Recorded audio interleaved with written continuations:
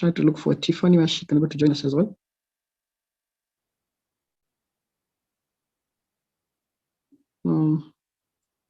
So Collins and Anderson, you're much welcome to be here.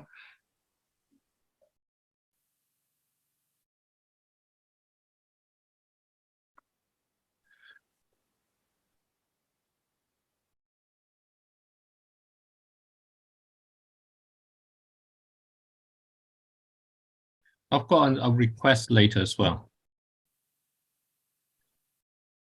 which I'll talk about afterwards. So we want to take things one at a time. So saplings, right? So actually basic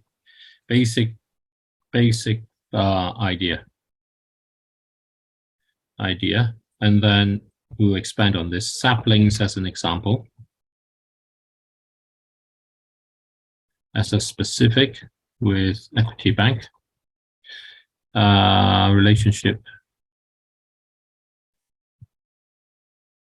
with schools. Then there is Kajiado, Malawi.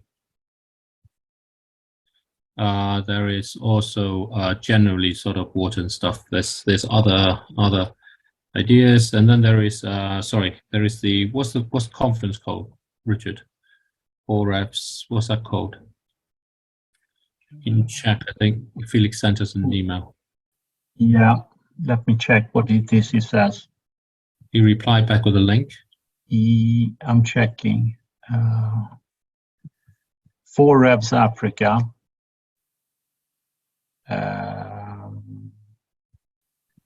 No, he only has his signature, but there is an email address there. Nelly's Global. Because that date is important, right? That's what. Yeah, he's got the form there. Yeah, I click on it. That's not 25th to 26th, because it sounds like he has a bunch of potential issues along. And this is with who is at what place? Something like Catholic University of something. Do you know where that is? Catholic University of Eastern Africa. Do you know where that is? Kaka, do you know anyone there? Kaka?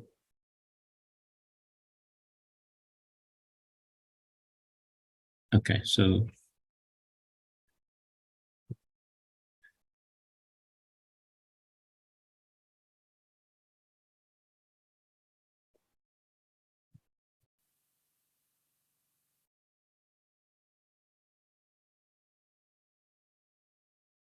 okay, so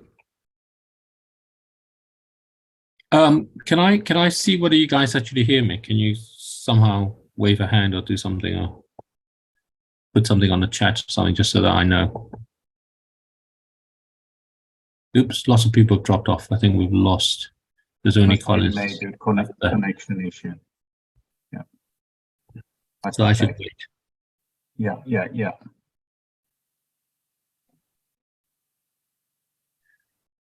Okay, so let's do this. We'll record, you'll go back, but we need that response because it needs to be that back there. So I think that's kind of tricky. It's just, do you want to connect with them with the WhatsApp chat and try to see what's going on?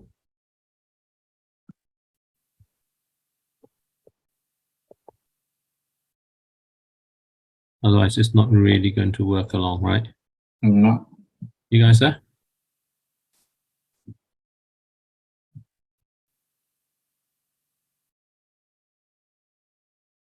Any more network? Okay, so are you there, Collins?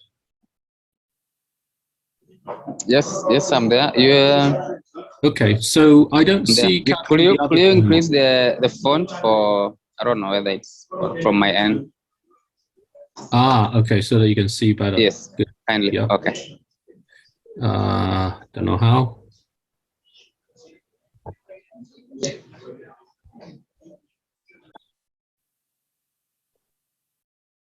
That's not it. Test.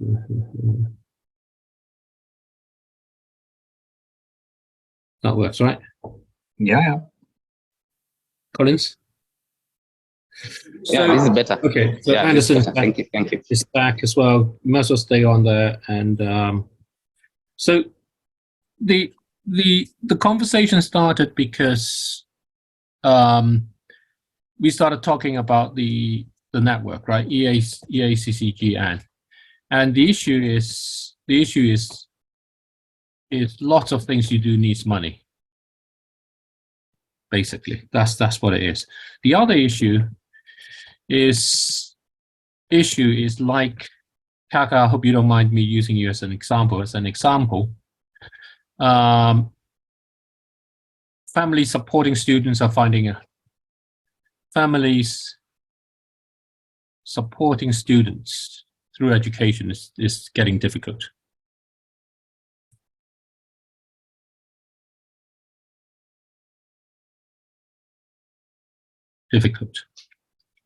So where Richard and I come from is we think that the way to deal with this is to turn the climate actions you do into ways to build economics for yourselves, livelihoods for yourselves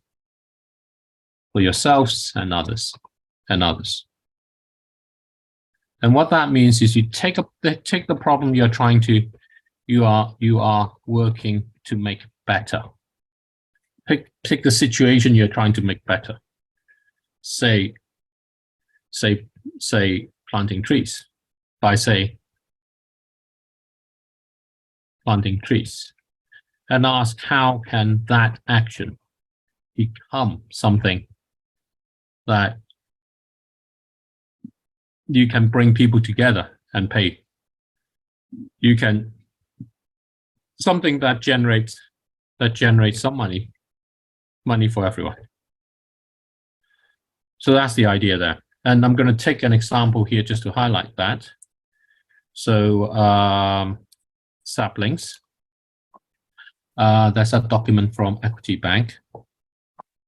And this is a good example. We'll go through that as an example. Going back into the chats I've had with this. That we want.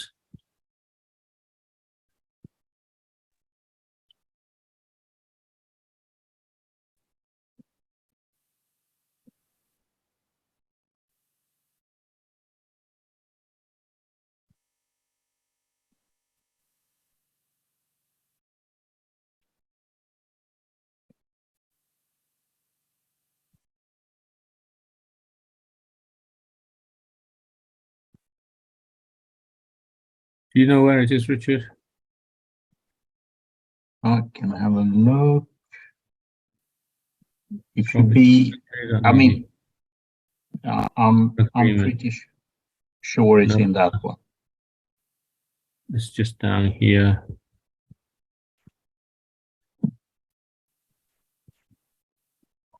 Okay. So this is the that's document the one. on. Yeah.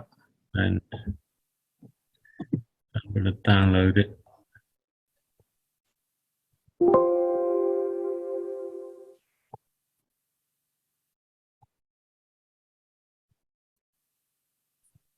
I'm going to open it there. Can you hear me? Yep. You have a bit of an echo, but yeah, we can see and hear you. Hello. Yep. Hi. Hello. Do that. Okay. Can you hear me? Yes. Yep. Yes, we can. I want to. Okay. I want to So make sure I'm audible. you want to? Sorry. David People. Richard Yeah, Manyasi. we can hear you. Yeah, I can hear you. Although you are like, I don't know whether it's an your echo or something. Okay. So if I carry on through as this is an example, right? So this should go down to here. So Equity Bank, and there's this conversation along. And they talk about price quotations, 15 shillings for exotic, 20 shillings for indigenous, and so on. So from us, our first response to that is good. There is interest, right? Interest, but 15 shillings and 20 shillings are the wrong price. Wrong price. They are the kind of price. So this is an example of what we've been talking about very much between Richard and myself, between kind of extractive economics versus emergent economics. Then the reason they are so is because if you think of how much water you need to plant to grow them, and how much it takes to get a guy with a donkey and a couple of barrels of water along, you find basically that you will make a loss. Basically, essentially what that's doing is assuming that the water is free, and that is wrong.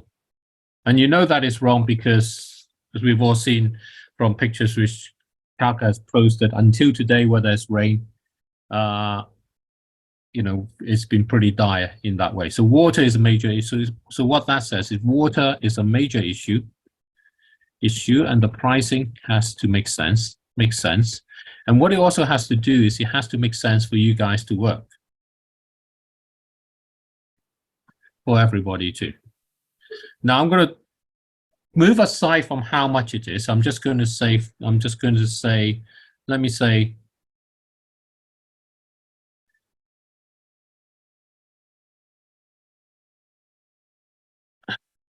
so let's say minimum 50 shillings, okay?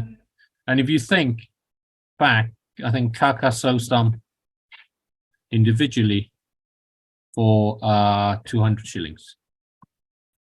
And I think that's an important bearing mark. But let's say your minimum is 50 shillings. And so what you have is you have Equity Bank, which is willing to offer, say, 20 shillings. 20 shillings. What is the economics? How do you go about getting 50 shillings? So you can go different ways. And I'm just going to talk about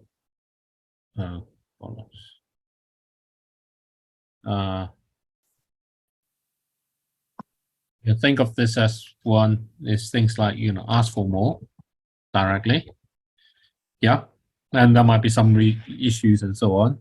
You can go into this thing where you say they are asking for a they're asking for a large number, and so the price is cheaper, which actually is a bad thing to do. You can think about why that is in a different bad thing to do, unless you actually need less water to grow more saplings, which I'm not sure is true. Yeah, because that sort of sets up. The other is how to bring other people in. I'm going to follow this up most. So why are you growing saplings?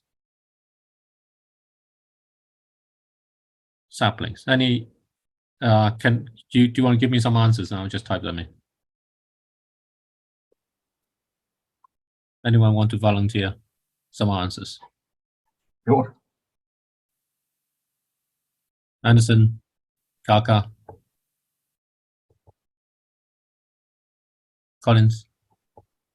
Why are you growing saplings? You're all muted. You need to unmute.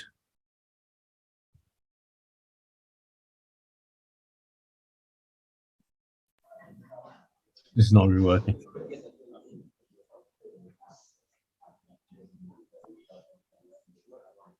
So why are you growing saplings? Is kind of trying to understand.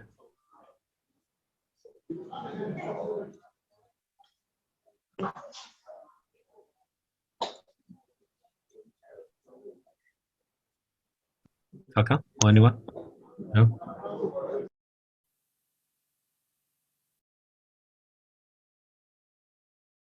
It's not really working, is it? No. What should we do? I think we need to find a time when it can work, because this is not Yeah. really. No, when they're better connected.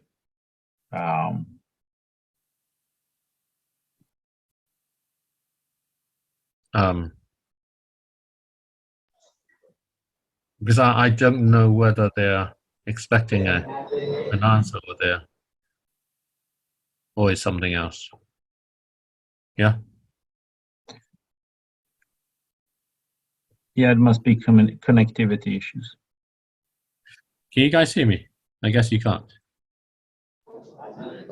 Yes. So did you hear my question? Okay, I think it's, I don't know whether it's so for the reason why we are growing the saplings, right? Yeah. Okay. My perspective would be trying to like develop a seedling bank, especially for even the native trees when you are talking about communities, and then also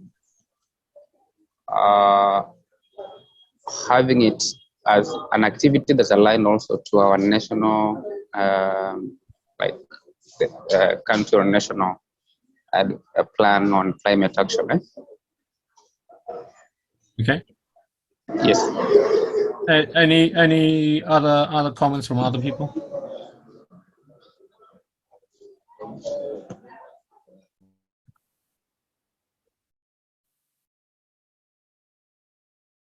So let me ask from this here. What's why a seedling bank? What does this look like? Well, what in your mind does this look like? And then here is what is the national plan, obviously. Plan on climate action. Action. What in your mind and in the nation's mind does this look like? Okay. Yeah. And it's important because only by doing Yes. that do we know what's the right thing to do so that it actually achieves what we're hoping for. Otherwise, we just do what seems to make money, but that's not what we want. Okay. I can respond, right? Yeah. Please do. Yeah. Okay. On the seed bank, for me, it looks like, for instance, if you have to develop something that the community can buy in, and mostly when we have activities that involve tree planting, most of what happens is that we either rely on government agencies to supply seeds or the seedlings, or well-wishers and sponsors to actually support that by buying a seedling or a tree. So in that case, if we develop something that the community can say, okay, we are not only planting trees, but we are developing a nursery or a seedling bank, that we can actually also use that as a source of income. For me, I thought that could be a good starting point. Okay, can I just add one word? We Okay. can also, we say we're not only planting trees, we're also establishing something that is, did you say a social income? Yes. Okay. Okay. And how do you mean a social income? Now, basically, if we have a seedling or whatever, what I'm calling the seedling bank, yeah, within a community setup, I'll link it to an idea I think I had shared previously about developing what we call a community food bank, whether it's in the urban or in the rural communities, where you develop a model of all these indigenous or these other trees and the seedlings, okay, and you have the community either take care of it and then align that to like quite a number of maybe organizations that are looking for the seedlings to actually plant, whether it's schools or in universities. In most cases, when we have events, we buy trees from, or we ask this organization for the government to actually donate the trees. Okay. Okay. Then so, the reason why I meant. Okay, sorry. Yep. just to ask, just before you go on past that. So you have the communities. Communities create help. Nurture and plant, provide seedlings, and so there's something about people who plant them. So they presumably go to the communities, right? Or are you saying the communities plant for themselves?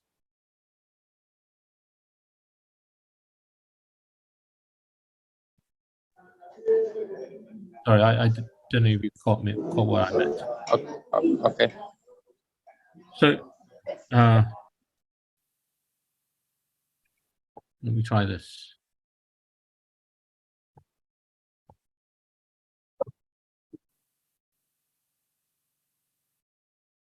Oh.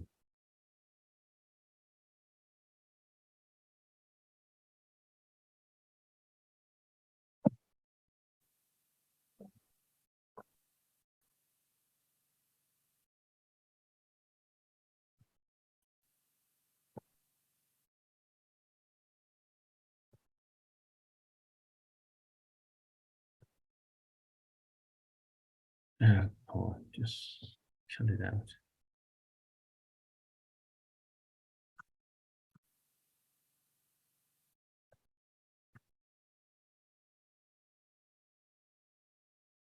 Things. Okay. So basically, you're thinking of community planting, right? Let me forget this. Community. There are different elements here. I'm just going to repeat all these different things.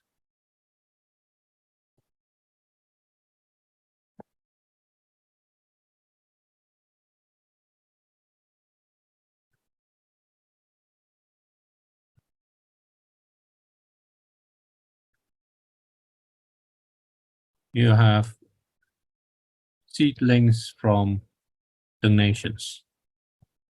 That's what you have, right? And then you have planting activities. Yeah. And then you are wanting to create community nurseries. Yes, so that it becomes like a demonstration center now for the same. Right. So there are, and then there is some and seedlings from government, right?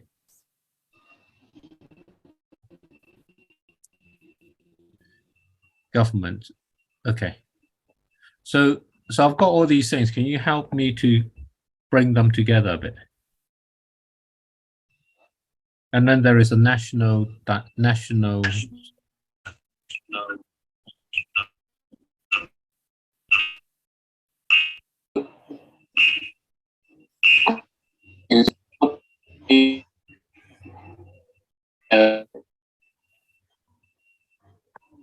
effort. Okay.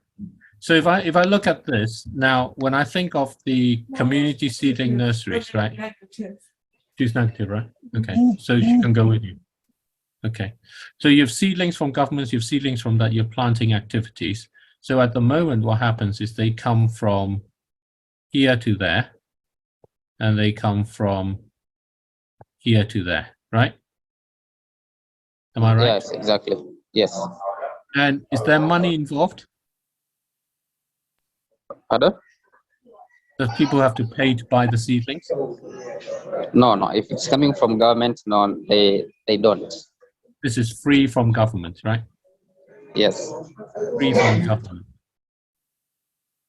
And what happens if it is from seedling donations? You have to fundraise to actually buy from actually somebody who is actually has their own maybe seedlings. So you have to buy. Okay, so you have to buy, have to fundraise and buy. Okay, so why don't everybody go to the government? If it's free from the government, why do everybody not just go to the government?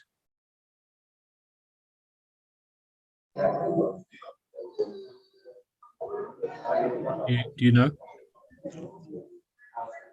Does that make sense?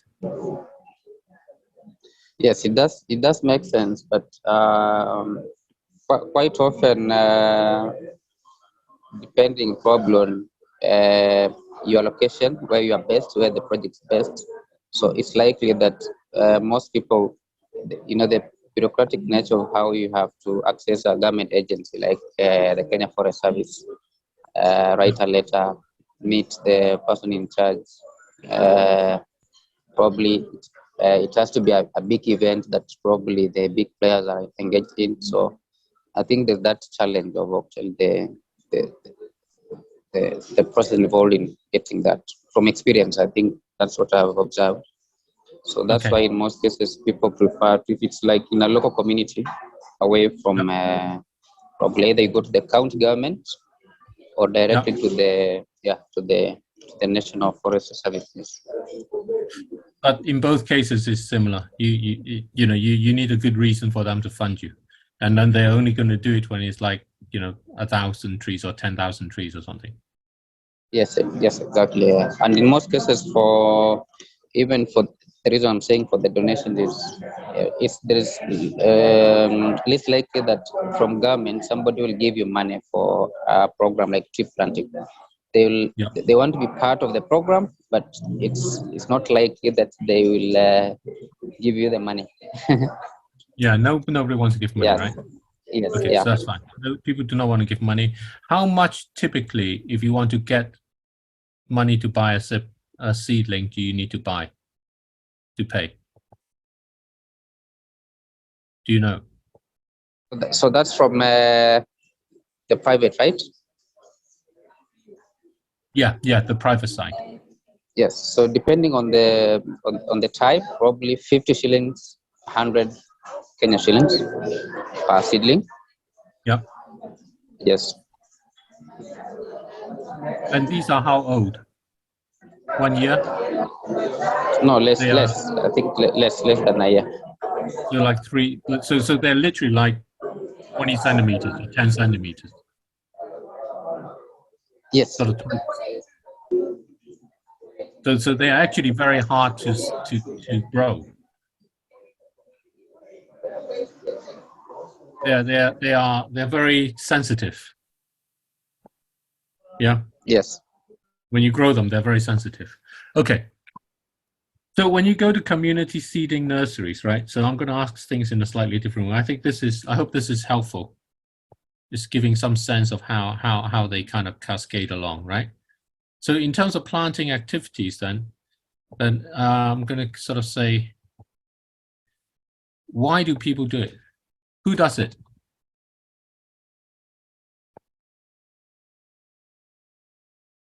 Aside from yourselves, who does it?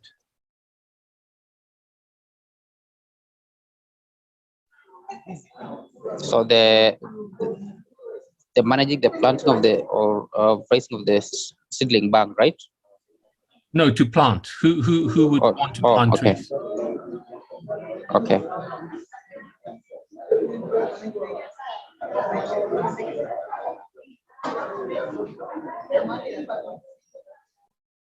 Do you know, aside from, so students obviously, because you're Volunteer students, students, then of course the community, we have the partners, what kind people of community? yes. What kind of community? A community like a business group, or a community like a church group, or a community like a people who live in a particular area, neighborhood group? So mostly I'll define in the community in terms of the categories. We have women groups, we have youth groups, and then probably the other groups.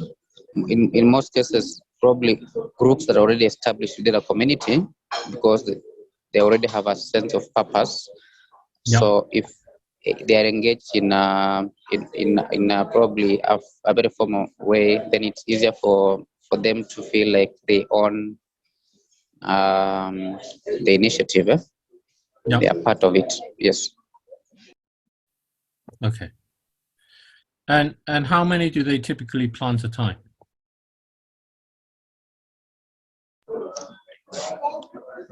500. And where's the land?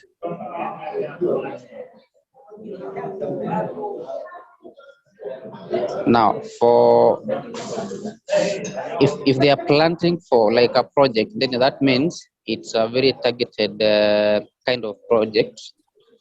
Yep. One, it could be, for instance, if I have to talk of Kajiado, Yes. one of the areas, and then you have to look at probably. I know we have conservancies, and we have groups of people that actually have protected areas. So that's one area. And then number two, an example of what the initiative Kaka did last time within the urban centers. So along the urban centers, maybe in schools and in other places. Yes. Okay.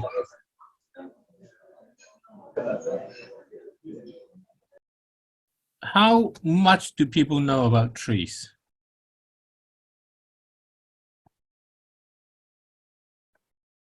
So if I were to say, kind of in emoji speak, you know, do people smile at trees? Do they laugh? Do they? I mean, you know, how much do people? So basically, there are two parts to this question, right? In general, if you went on a bus today and asked the person next to you if they would like a tree planted in their name, what do you think they would say? In the if it's the it depends on the settings. If I did that, of course, in the urban setting like in Nairobi, someone will of course ask, okay, how much are you selling, or are you giving it for free? Okay. And then of course there is the different categories of now that the people, if somebody owns a home like in the city, they have their own home, they have their own compound, they'll definitely be willing to get that. They'll buy. Yeah. In the rural setting, now the challenge comes in terms of probably the perception, and I can say that from from my own experience. So, because I planted so many trees when I was in high school at home. Yeah. 15 years later, people came around home and asked, I want to build my house. Can I get a tree, one or two? It was challenging. Now, what from the experience, when then something else happened, just wanted to share that so that people can understand the importance of the trees. So I planted a tree like probably maybe 15 years down the line, a pine. And then when my grandmother died, and then when we went home, everybody was like, we know we don't have money. So one tree, that particular tree, one tree, I sold it for 30,000 Kenya shillings. So when the truck came along and these guys were like, hey, you mean this one can fetch this for 30,000 Kenya shillings? So people want to see the value in it. But I know the challenge comes in now the initiative to plant and grow a tree. When you say you sold it, did they cut it down or did they transplant it? Yeah, so they had to cut it down because it was a huge one. They had to cut it down to raise that money. So they cut it down, so they bought it for the wood. Yes, so the company person who actually came and cut it down for the wood. Yeah. What kind of tree was it? It is see the pine, eucalyptus. Okay. Yes.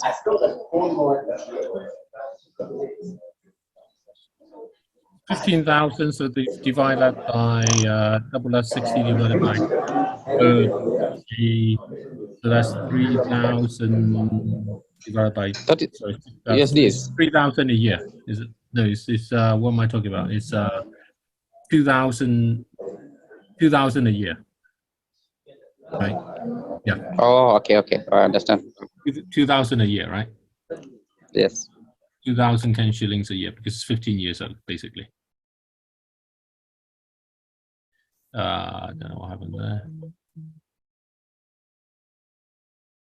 Richard, are you still there? Richard? I think he's gone. Richard, are you still there? Okay. So there's a sense I'm getting from here that you have groups interested in trees. They plant them. If 500 a time, they're going to buy it. They're going to raise money somewhere from some people to do that somehow. Yeah. When they buy these trees, when it's a tree that is old enough and mature enough, then someone buys it for the wood and eucalyptus, and there's all sorts of things you can do in that way. And there's different qualities of wood. So that's helpful in some sense. But when the groups you have, like the women group and the youth group and the established groups, what do they think of it when they plant the tree? Why are they planting it? How much do they know about trees? For the community, then that's why I was saying there has to be a social, the social enterprise part of the benefits attached to that kind of initiative, where they know either yes we are planting, but we also have a bank seedling where people can actually buy from us. So then that makes them. It gives them a commitment to actually manage such kind of a seedling bank. So sorry, they're planting. Are they planting to sell them again? Is that what you're saying? No. For the planting part, then if it's the community, I specifically mentioned about for them being in charge of the seedling, so that even if the planting is done by another group, their benefit comes in the sense that there's something they're getting from the seedlings. So they are the ones supplying the seedlings. Okay. So what benefit do they get from a seedling? If we have groups that have probably a project, then they have to sell to them. Sorry, can you explain that better? Maybe with an example. an So if example. I think of a women group.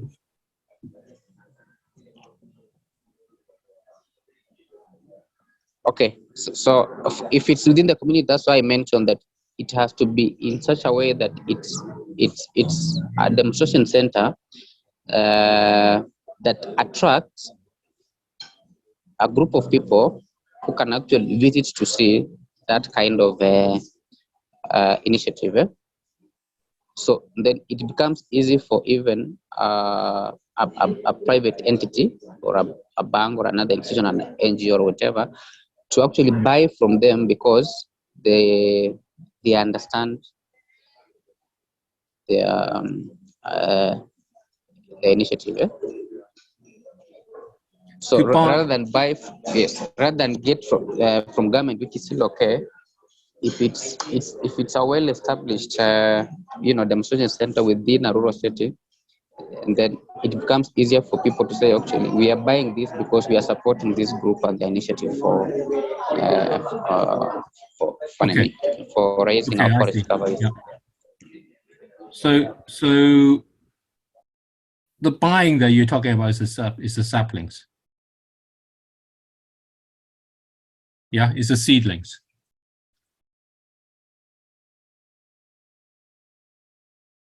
Yeah. Hello, I just lost. Hello. Yes. Okay. Sorry.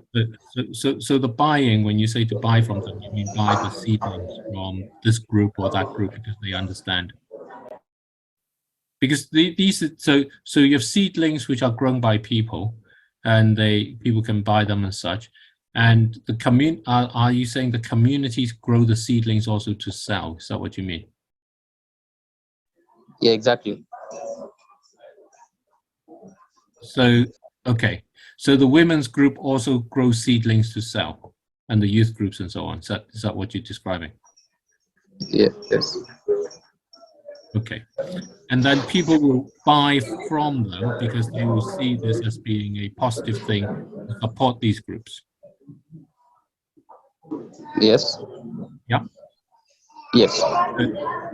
So in terms of who plants, then these groups are both people who plant and also people who grow seedlings.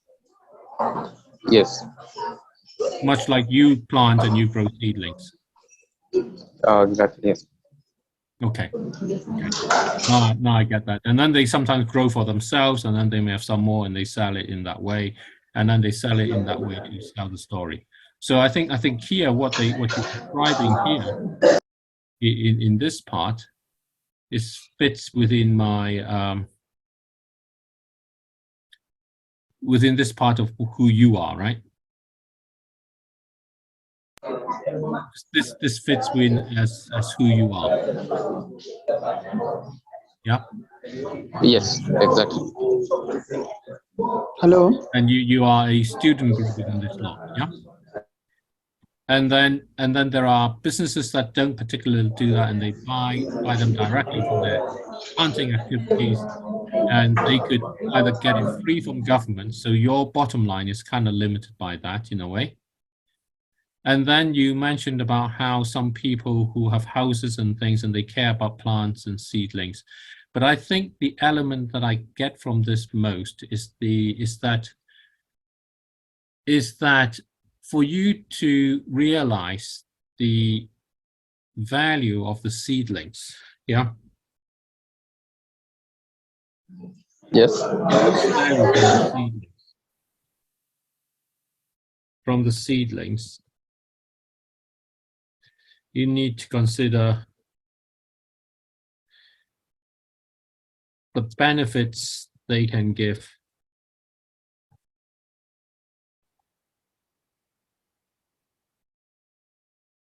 while they're growing.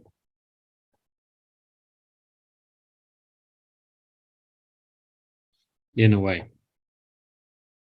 So a number of sort of things came into mind. So as I go along, so if I now go back from here into the conversation here, yeah. So then if I take this out from there, and then I'm going to go along and say, okay, let's leave this aside first.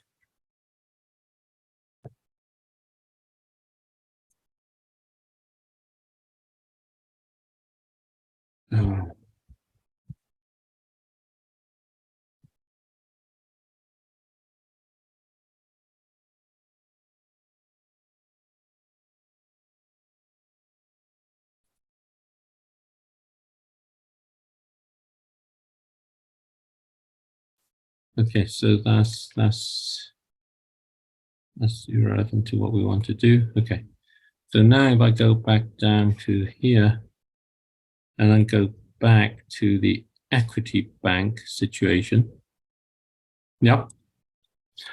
Then what I thought is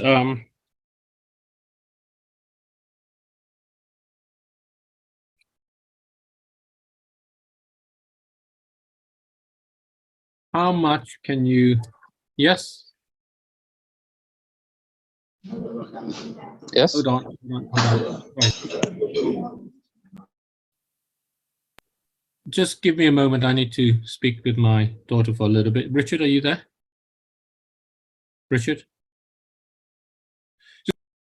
Just give me a moment. I'll be back.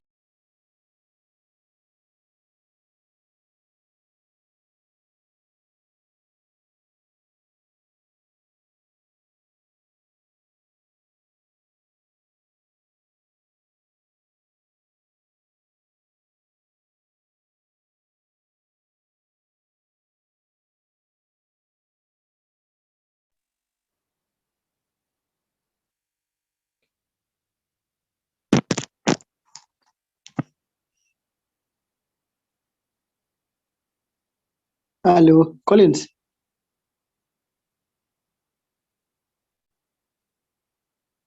Yes, Kaka. Niaje, uko poa? Pole, niko na issues na internet. So okay. So my thought Okay. was, okay, so if you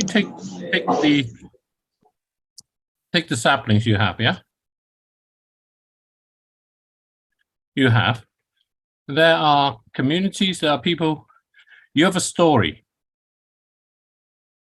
You have a story about what you are doing.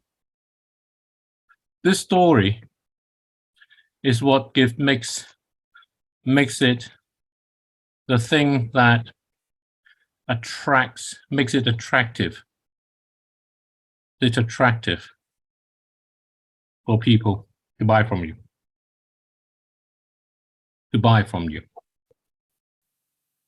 And then there are, so getting the story right is important. Getting the right story is important.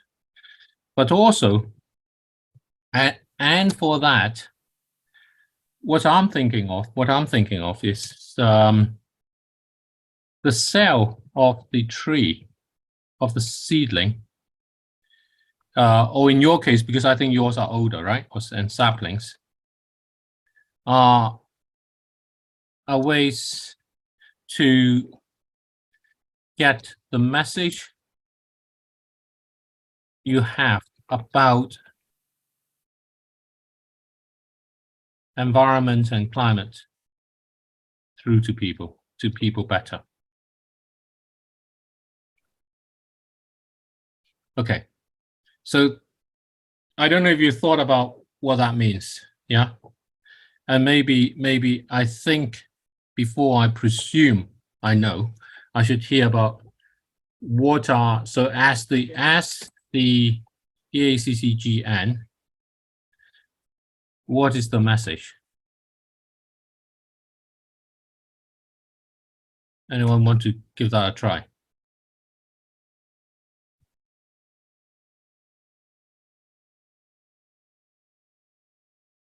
Anyone?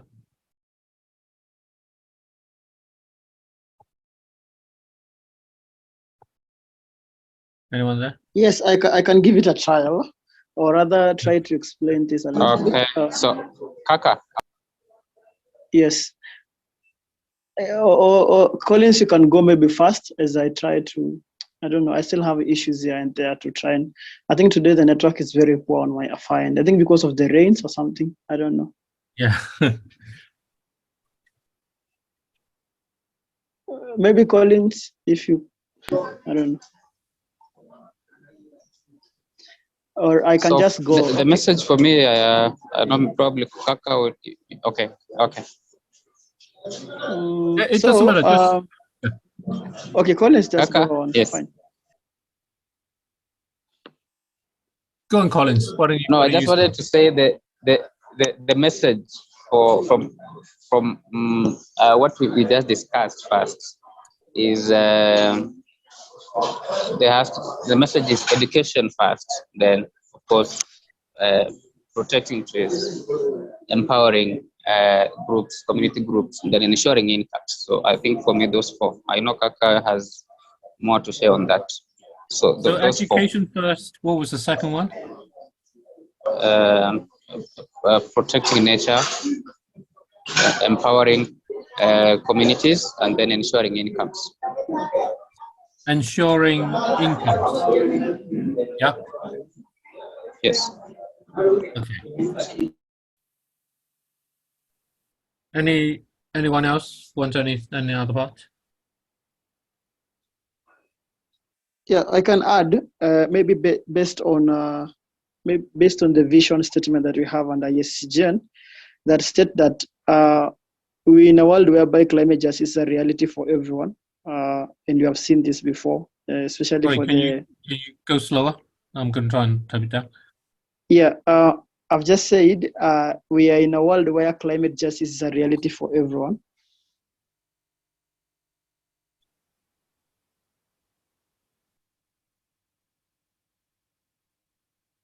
Yep. And where the impacts of climate change are, where the impacts of climate change Yep. are mitigated and adapted to in a new way, where climate change are mitigated and adapted to in a new way that supports the well-being of the people.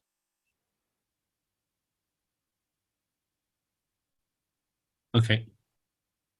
And then the well-being of the people and the planet and the planet. Yeah. And then we are saying also on our vision statement that we are working towards a future where we have shifted to a sustainable and equitable economy that prioritizes the needs of communities and the planet over profit.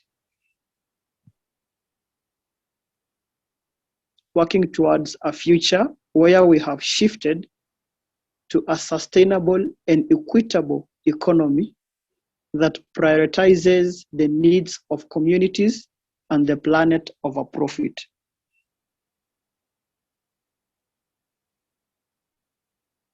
Okay. So that is our driving force for this. Okay. Yeah. Okay. So if I take this now, yeah, and now I'm going to go back to the man on the bus. Yeah. So the guy on the bus. And the reason I'm going to do that is we're going to start asking a little bit of question. I don't know the answers to start with, but this is the question: is how do I talk to the man on the bus? How to talk to the man on the bus? So he or she, the person on the bus, and to the person on the bus. So he or she listens, basically listens and is interested, right? So there is two parts to this thing. One is when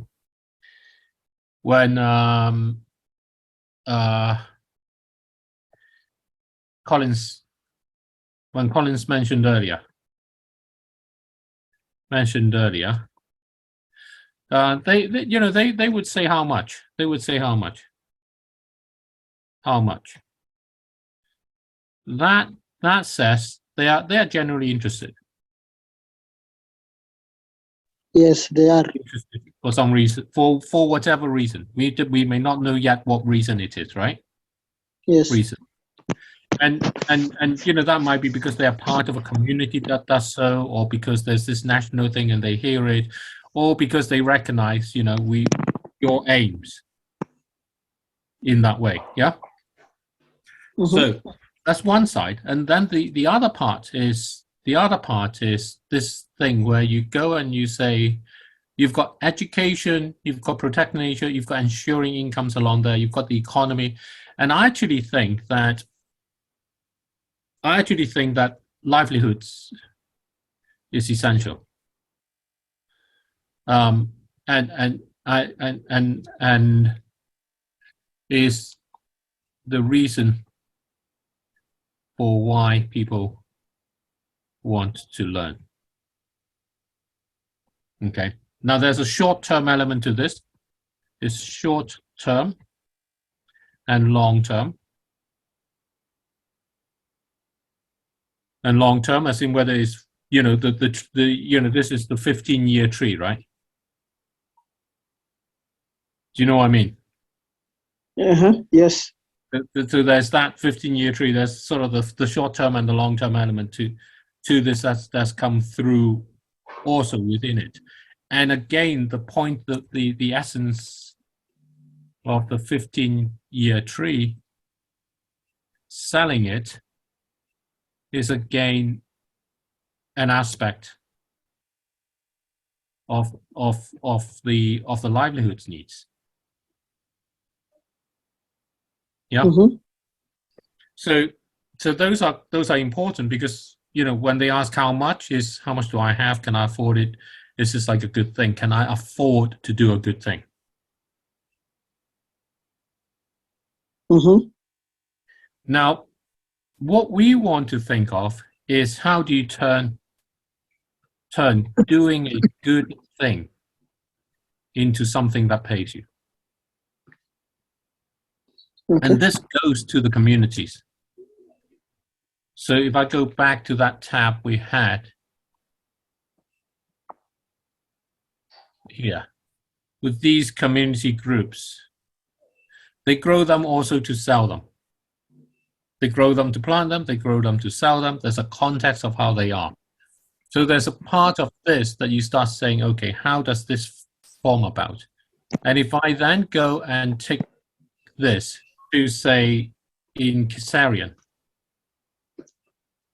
where you planted, right? Mhm. Planted. There is an aspect of the use of space.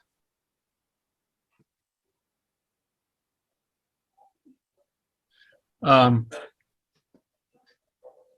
a tree. Let me do this. I don't know if I can find it.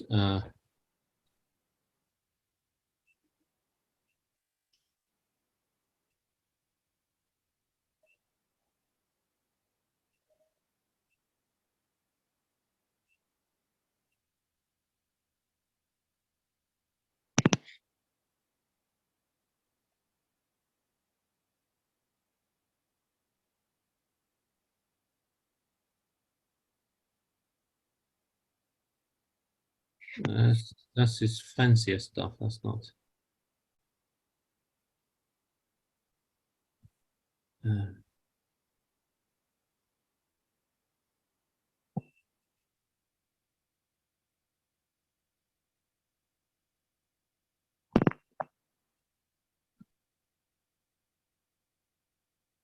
Can I check on this one? This is 1 minute.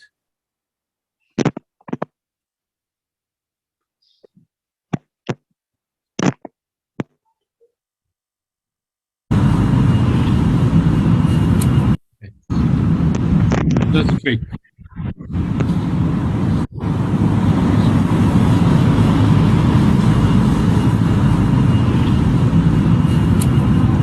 Hi, weekend again, time for play, being in the nature, and it seems like the corona would not take its grip from us.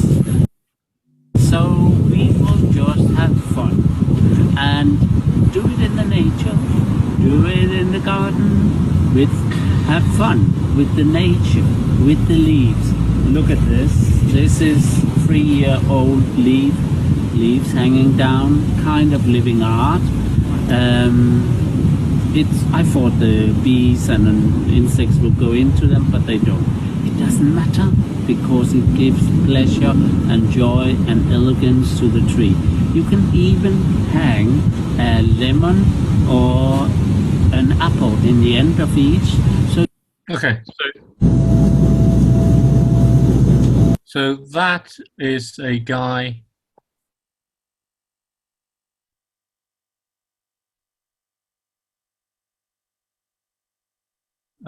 in centre of London. I don't know if I can find him. I'm not going to try and find. So what I wanted to point out from there, if you saw his space there, it's probably worth going back a bit. Can you guys still hear me? I can hear you fine. Yeah.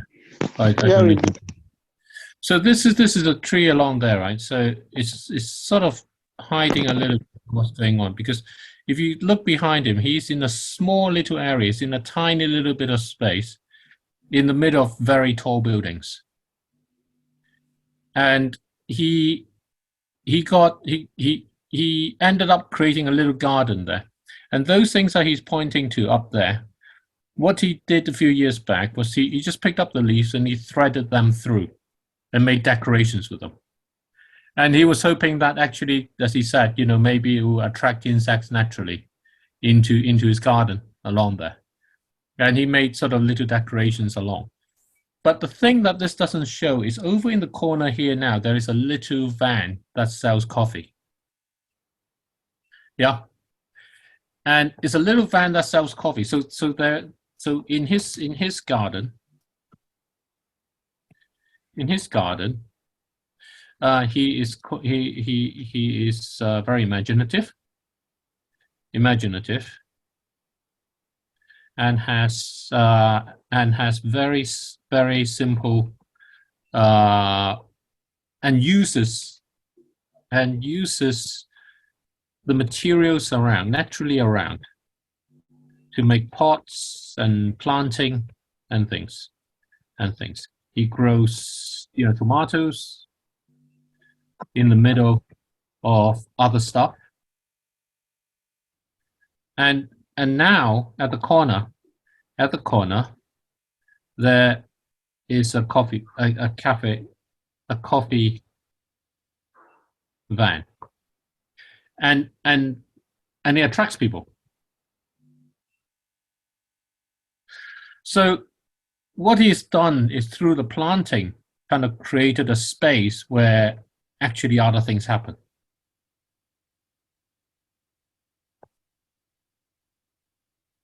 Create space where other things happen. And he litters it with little sayings and things, which I think there probably are the ones.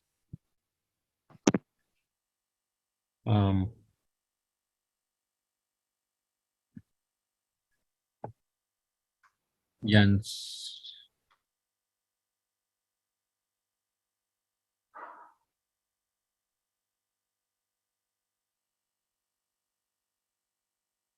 This is sort of what it looks like from the side. And they're just pots that he puts out there, right? And in some ways, because you get a lot of green, it just attracts a lot of those are the things that he made.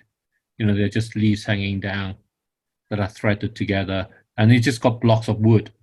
And these pots are made with twigs, with branches. And he just sort of weave the branches together. And you end up with a garden like this. And from this being a garden like this, then everybody visits. So as a result, everybody ends up visiting. You see that tall building there? Can you like push it backwards a little bit? There's something like a kind of a hedge I've seen. Like I don't know, there's grass or what. That one. Where? Something like a hedge, kind trimmed edge. This thing? Yes, yes. Yeah, What's that? it's basically plants growing up. Wow, It's a that's nice. screen that he makes with plants. You allow the plants to grow and make a screen. Mm-hmm. So you use it to shade and all the rest, and it attracts a lot of people. And it attracts all the and everybody goes by and they start saying, "Can you help me do this? Can you help me do that?" You know, can you so he ends up with companies going along and they're saying, "Actually, can you help me change how my building might look and all the rest of it?" In my compound, my garden, probably. Exactly. You know, can you help me, you know, redo? But the thing is, help me redo this, redo this, redo this, and so on. But the thing is, what a lot he does is how the space helps people. Yeah. Mm-hmm.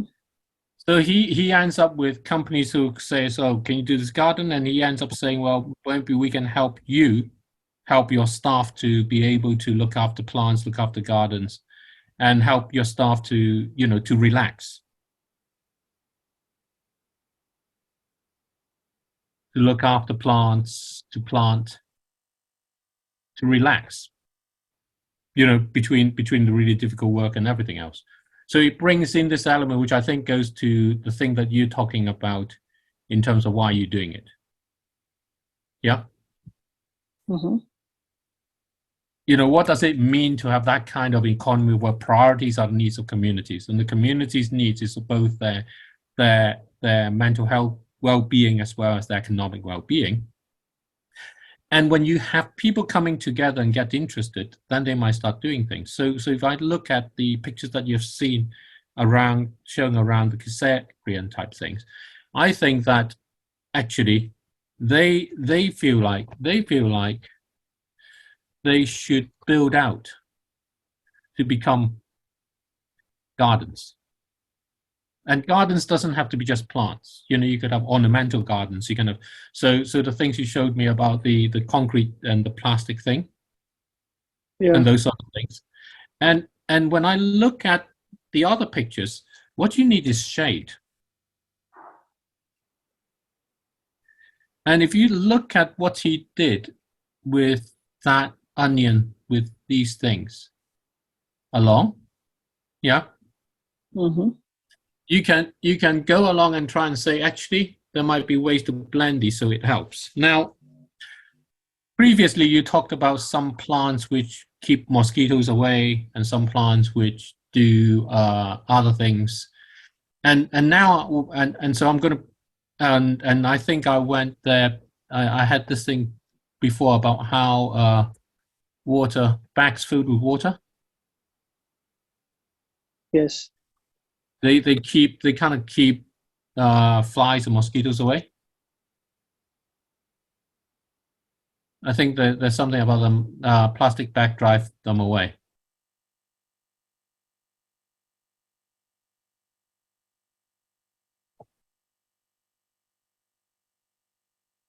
Plastic foods drive flies away.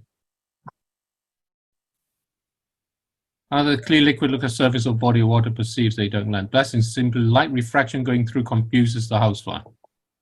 Yeah. Mm-hmm. So if you do those things, then mosquitoes become a problem in hot summers where people go outside and we found better water keeping them away. So tendencies in warm residents take steps to prevent illnesses of mosquitoes. So if you can create a space where if you can help people to understand about how they can create a space, they can buy the trees from you. Do you understand? Yeah. So that's how it becomes like your story. You are the community. You're the people that people will then look to, and this is your education.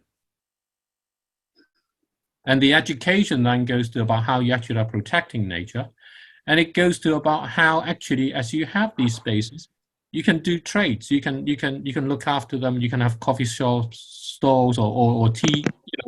You can have places where people can do business in a shelter, in a shade, outdoors. without it being too hot inside or too cold or whatever it is, right? And obviously it's very hot where you are, and I don't know exactly the temperature and stuff. But what I want to say is, in this way, you've got opportunities. And if you now go back to this conversation, then how can you go and raise the price of this? Is you can either go along and say, look, this is just too low, which it is, and say, you know, it's 100 shillings or 200 shillings or whatever it is. And then the other thing is to say, we can help you connect with your communities. So you can then find out who their customers are, maybe their businesses in different areas. Then you can then say, actually, if you buy the trees at 100 shillings each and Equity Bank contributes this much, you contribute that, we can come and help you understand how to plant them, how to look after it, and how you can actually create those things. And to do that, because you are wide, broad student community, you've got members of your community who have great sense of kind of art, a great sense of kind of imaginative designs that can come into it. So you know what I mean? Yep. Because most people see it as just you plonk the tree down, that's what it is. You want to be able to add those other elements that makes it into a place where other people walking by would stop and take a moment. Mm-hmm. And that makes tree planting fit in with your objectives. You're educating, you're protecting nature because people are more aware of it. And you can then do things like not just the trees, but the insects you need. And if, depending on what trees you want to plant, you know, they could be fruit trees, right? Yes. And it could, and you bring in the community around the tree. And the space around the tree can become spaces where there may or may not be ways for people then naturally to think, actually, we can do this.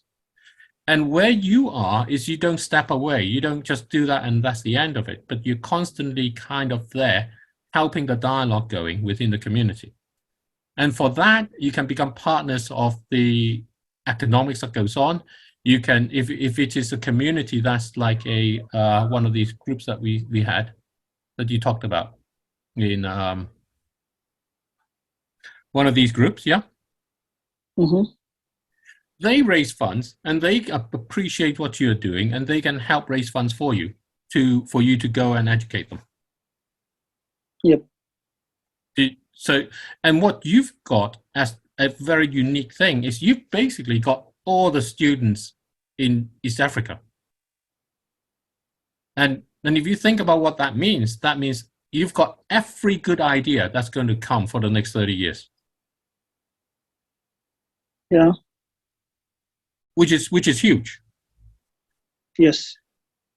So that's kind of the story, and the way it is, and it goes back down to this story. You know, they, as Colin said, people buy from them because they buy the story. But the story we are used to selling is support us, whereas the story you want to say is we help you, we empower you, is what you want to sell, which is this empowerment part, which is in both what you said and Colin said. Mm-hmm. In that way. And this is where that empowerment has to be able to provide the funding for yourselves to continue as well. So Okay. if you now take what I said and imagine that this was some other,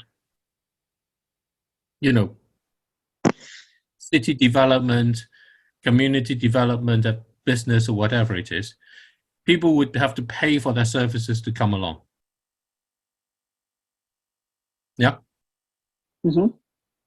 And so this then comes as to say this part. What is the right amount to pay? It is not that it should be for free. it is so that it should not be extractive, as in people basically end up paying so much for you, they have nothing left for themselves. Yeah? Yep. Yeah.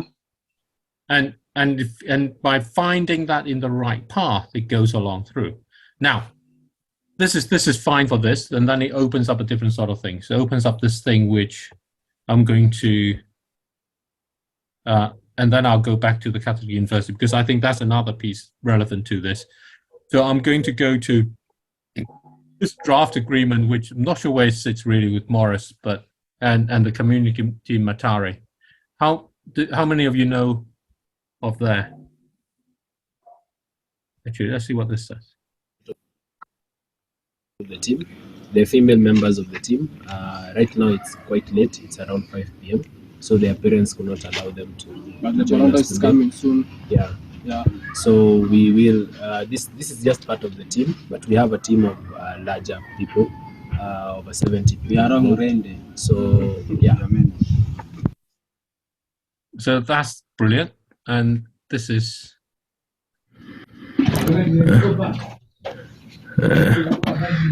That's the chicken. Right now, as you can see, the chickens are closed. You can see some there. Yeah, it's closed because of infection, and I've not worn the right, shoes for that. I'm just from the field. Just wanted to show you some of this. These are the poultry.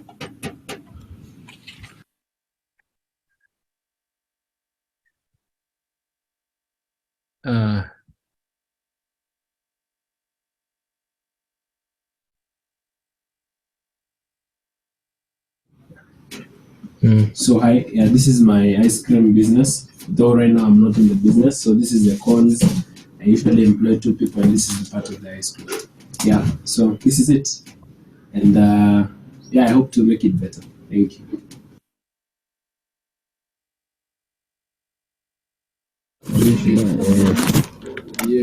Ndio kufungua huko ndani. Haijakauka. Tunafaa tupeane nini? Background ya my computer.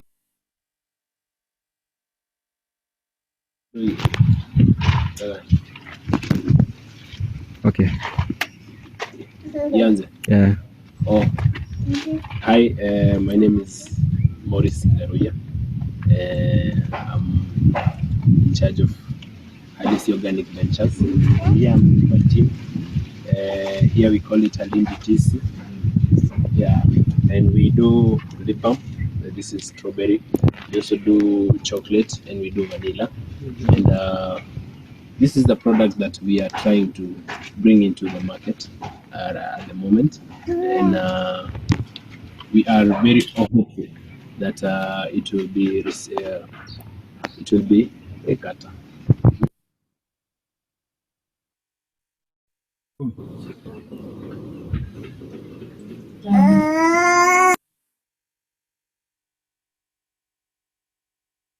So that's a oil press that they made, and I think this is. And therefore hii yenye unaona hapa hivi, this screw yenye na wakingi nayo, when ukiweka kwa machine, product inapushiwa mbele, mafuta inamwagikia hapa, and then the rest becomes out from here. And what made it possible is because of the motor. Na bado juu ya kusave juu ya energy, hatutumii energy ya kama yes, ambayo ni hizi accessible kwa sehemu. So utafuta fan, utaenda jua kali, utafuta mafundi kwa specific ya screw na cylinder yake, and then wakatuundia. So ya kwanza ilikuwa noma sana, kwa sababu actually hata haikuwa. Okay, so I don't know the language, but just showing you a little bit of that there first, because what we had entered, what we wanted to do with them,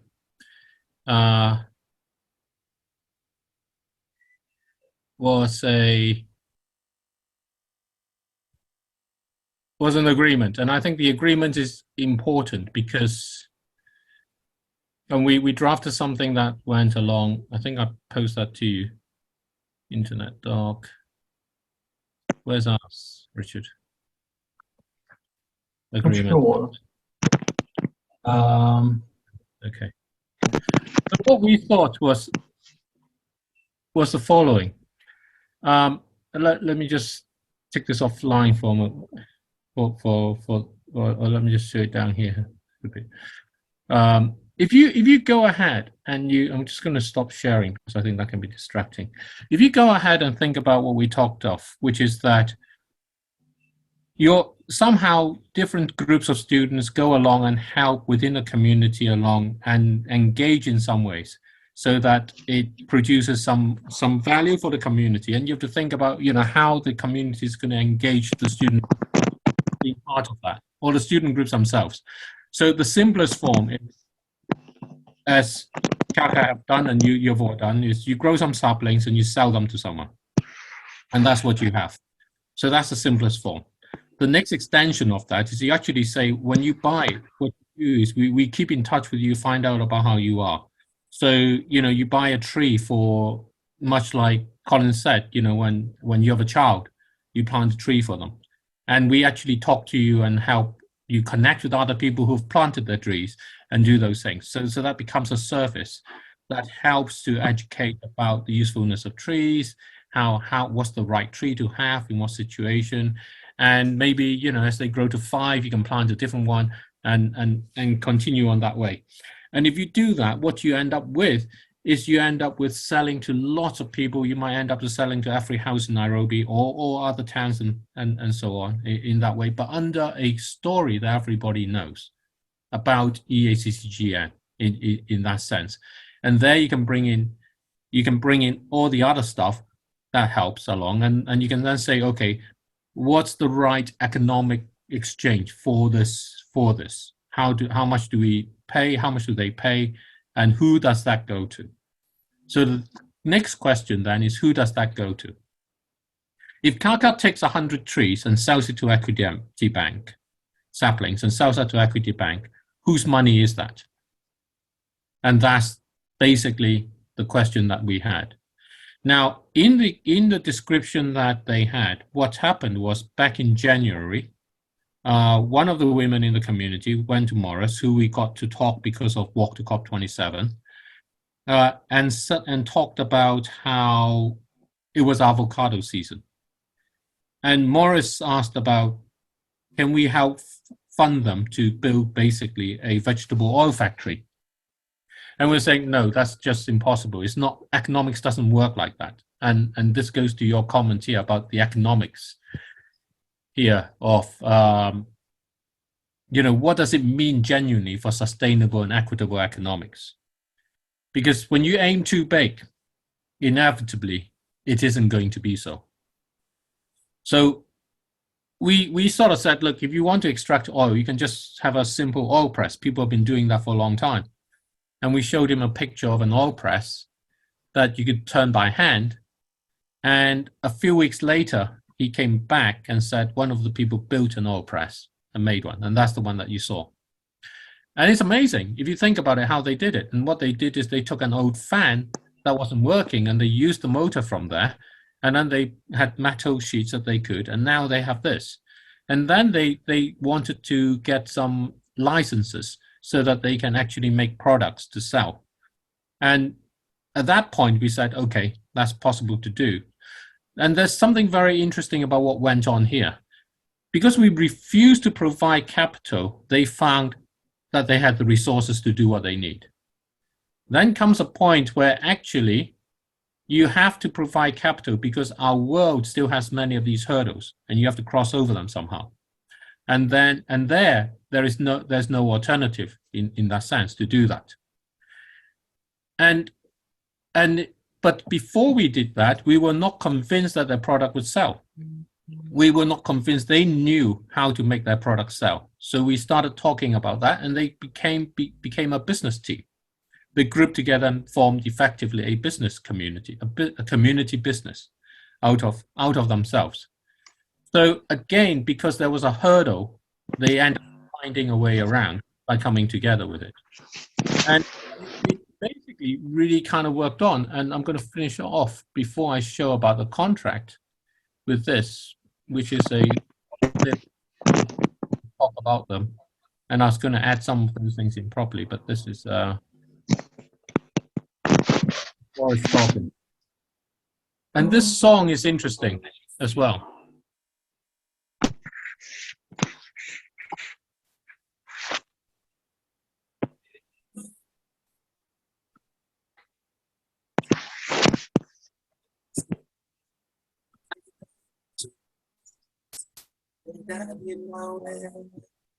Right. Okay, sorry, I interrupted you. No, it's okay. I was saying there is an interesting that what is it called? Something interesting that is happening within our community now. Since the town hall meeting, we bought the meter. We got the, as you can see, packaging. Okay. As you can see. Yes. Yeah. Yeah. All right. So I was saying, there is an interesting development. This is from the individual lives of the people that are involved with what we are doing, not from the community perspective. The individuals are like, all right, if we have been able to do this far, then that means that small tiny project that I have been having for my own personal growth, and I was not sure about it. I didn't know if it was possible. I think now I can be able to do it because I've seen like nothing is as difficult, because with the community we have transcended a lot of like moments that were uncertain, moments that and in these moments are the times that we were able to redefine our future. So the individuals, the people I'm speaking to, Christine, Kamau, they are like, okay, this is something that, for example, Christine has done purchase and supplies, and she has she's a nice cook, that's for sure. Because when we are having our own production, she comes with some food given by her husband to support the people in the production as she does her own thing. She cooks really nice food, and there was a time she was telling me she had begun a small business, and she gave up because of the the problems that were there. And it's not that it needs a lot of money, because her husband can $10 is enough to buy rice, to buy small things that she can be able to cook and sell and get some livelihood. So she was telling me, if we have been able to do this from something uncertain, what about something that I gave up on and I was quite sure, or it's quite sure that it can really work? So this is not only this is an eye opener, and those are the stories that we have been able to capture so far. And I'll be able to send from tomorrow. What, for example. Sorry, I don't think I was sharing this. I should share it. Richard, are you there? Am I doing the right thing? No. Yeah. Can you hear it? But we can hear it fine, but okay. Anyways, we don't have a screen share, but we can hear it fine. Okay. For Halisi Youth Ventures, they are now confident enough to go out and say, you know what, we are from Mathare. And what is making them so confident about it is not because that Mathare has all of a sudden gotten some skyscrapers, or all of a sudden gotten some nice roads or enforced security. It's because now they have something that they can present, and it's not there. So it's a very touching story, and I'd like to see the end of it in terms of not even the end of it, but how will it transform. Right now we are at a balance where we have to work as a team. For example, we have to pull together our heads, and if it's an idea, we work on it together. If it's a breakthrough, we celebrate together. Because I was talking to a guy, and he was telling, I've been traveling around and trying to get some small advices from here and there, because no one is has monopoly of ideas and everything. And some guy was telling me the tragedy of something with a community is when celebration starts to look personal, when failure starts to look personal. Yes. When breakthroughs start to look personal, then that's when now people start to pull away. But if you celebrate it together, you cry together, you get happy together. Those are the little things that make us joy that we have been able to discover so far. I am in focusing on identifying like talent. You remember the song that I sent latest? Is a small It's a small guy singing in his own dialect. It's actually not even my own language, but it's from the community, and he has been he has been sidelined because of his tribal lines, and so he's 17, and I was like, okay, you're too young to experience, and you need to live a life of joy. So in the studio, and we did it just to express love, joy, and everything. And we're gonna use that song to promote the lip balm. So now we're integrating him back to the community, to not be like, no, he's we call that language Njalo. He's a Luo, and we are Kikuyus, but now they'll see him in a different light. So that's what I also wanted to be free from that, and Wi-Fi will be able to, at least decentralize some things from me, because it looks like I have to be almost everywhere. But with Wi-Fi, they can be able to do their own thing, and we can be able to do other meaningful things. For example, we went to a couple of guys. No, we went to the UN meeting, and then there is nothing that could happen, because now I went with the phone. The phone is the one that is being used for internet. A lot of challenges went on there until we came back, and it has not been an easy journey, especially now that we need to compile videos. The internet will really assist us in that sense. Yeah.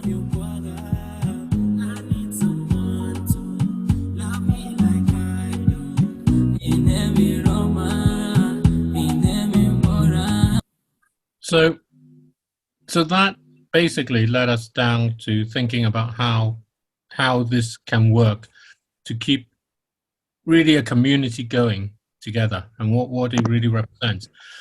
And now there are two ideas within this. And the first is the way we tend to think of it, and we were speaking with Kaka before. It's this idea of talking about a lab on every farm. And a farm, to me, is any place where people can find livelihoods, and in doing so, things that give them joy. So for the community, it was the mix. It was the whole combination of the avocado oil. They then found that they couldn't make enough oil, but then someone realized they can make lip balm because there was bees around, so they could use the beeswax, and so they again found the resources to surmount the hurdles that they had. And then someone realized actually, they had mango stones that you could do to extract essential oils, and other things came through in there.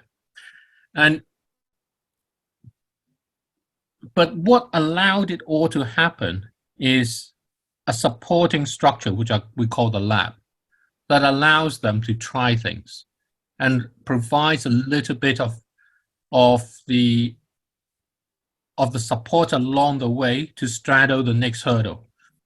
But it's not actually trying to be like a venture capital fund or an incubation fund.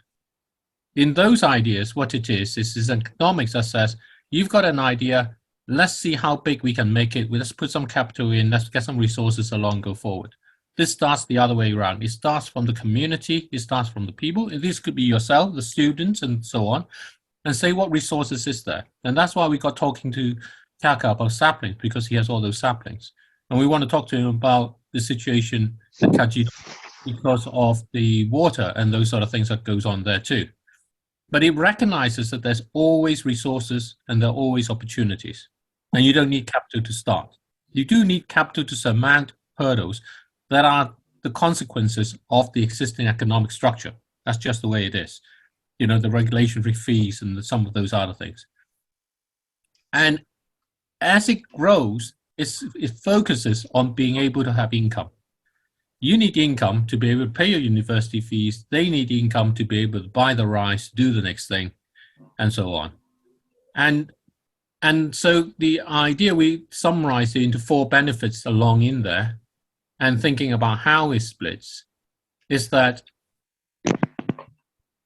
as a group, as students out of the EACCGN, as we think about the things that we talked about, really is about working together, not everybody all together, but, you know, we were thinking, you know, kind of like 5 people among students, probably a good number, you know, people that sort of they know and like each other, and it becomes something that they can share the responsibility and share the credit of successes. And it shares it together with the communities that they work with, because it's not just students. Whenever you have an economic exchange, you begin a relationship with someone else. And to think of it in that way, that's the essence of the emergent economic. And then the second is actually that there's a body of skill and knowledge that gets developed, and that goes into, you know, the Nairobi chapter of EACCGN or whatever it is, and it gets shared, it gets along that way. And then what we then recognize is, how do you have the economics flow back? And if you go and sell your saplings for, you know, 20 shillings to Equity Bank, but they allow you to go along and you actually reach out to their clients as well for another 100 shillings in some form, how does that 120 shillings actually share out between all the people and so on? And one part of it that we think is, whatever the agreement, a part has to go back into the lab so that you allow other teams and other groups to continue. Otherwise, it doesn't actually allow it to grow. But this becomes an attraction for students to want to join the Green Network. A Green Network is a place where they can explore ideas they may have, explore a new form of economics, understand how that works, and explore how to reach those objectives which Kaka and Collins read out about what motivates them. And the final part comes into where we go, which is that we have this idea of the umbrella of unscalable things. If you think on the planet, or the whole planet, and all the life that's in there, the life there doesn't scale in the way that we want our businesses to scale in that way. It takes on different shapes, and, you know, the birds have different feathers and all the rest of it, wherever it is. So it contributes back into that lab. From that lab, goes back into the umbrella so that others can start, other labs can start. And that's kind of how we are thinking about the whole thing. And that's what we've been talking with them about, and what we obviously want to talk to you about. And that kind of basically goes back down to where we were with this. Now, skipping those things for those, and skipping to the end, we had a conversation yesterday with a guy called Felix, who is organizing as part of Nellis Global, which I don't really know too much about, wanting to organize a conference in April, a summit, 4REF's African Summit, on the 25th to the 26th of April in Nairobi. There are four REFs about water, food, circular systems, resources, and energy. And, you know, whatever you may think of those. And during our conversation, he is trying to find sponsors who can help. And he says the problems he sees that he faces to make this come about. The Catholic University of Eastern Africa is willing to lend them the space. But he doesn't know how to feed the people who participate. He doesn't know how to provide the food. And I was saying, well, maybe the thing is you don't need to have a caterer come in for all of the 600 candidates and end up with a very huge food bill. Because maybe there's a way that you can actually connect to allow local people to come, or to allow others to come along and help. Or maybe you can even have a, you know, prepare your own meal section where you can sell the ingredients to people, have the facility so that they can go along and make simple meals and share together, and turn your problem of the fact that you don't know how to get enough money so that you can hire the people and get them to provide the food into another way for you to actually extend what you want to do, which is to bring yourself out to the communities around and get them involved too.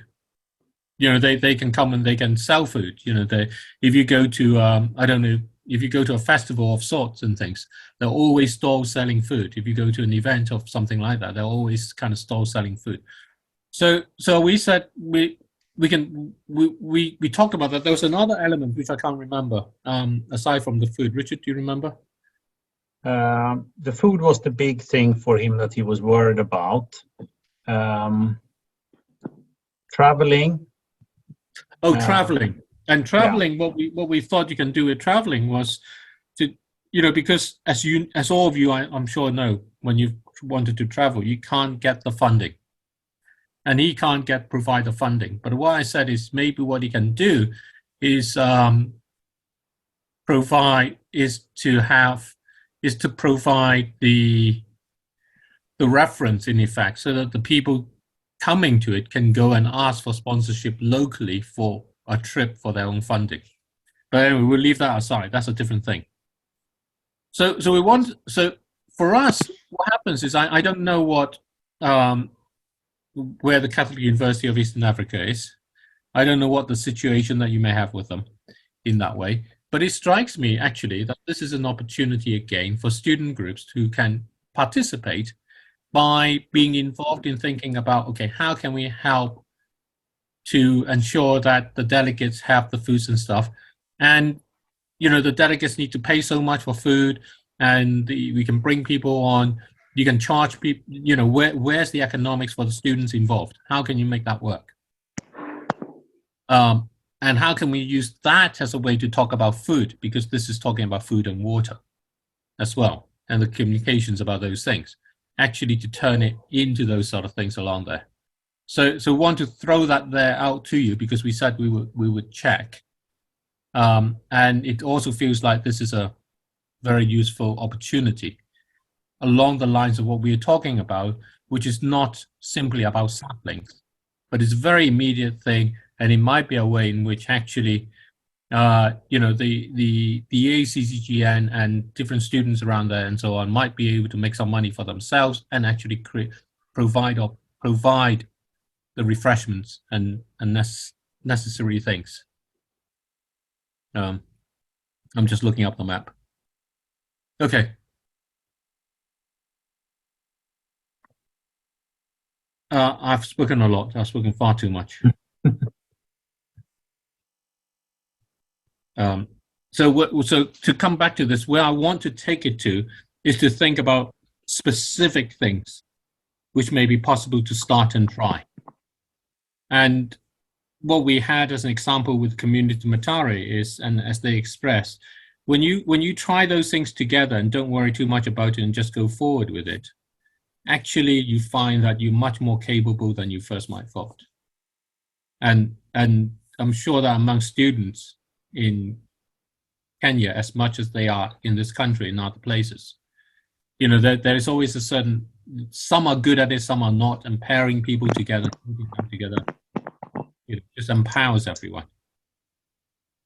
Mm-hmm.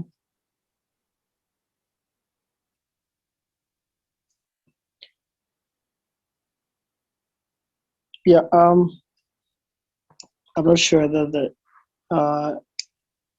David, are we allowed to? No, I want feedback. Yeah. Oh, okay. Absolutely. I want, you know, I want us to think about actual specific things we can do. You know, what next, kind of thing. Okay. Let me first. I'm sorry. Let me start by saying that, and also actually to try and bring to your awareness, of course, with the help of my colleagues that are here, you know, Collins Anderson. Anderson is a law student also, but he has graduated. So yeah. Let me say that we have got successful stories before of what we've done in a couple of years, and I am not sure whether you can able to allow me to share my screen a little bit. Yeah, you should be able to. I think you should be able to. As we all think on the line of the specific things Let me try and see what. Can you see this, all of you, probably? Not yet. I cannot. Can you? No. Let me try. Yeah. I'm trying to see how I can share.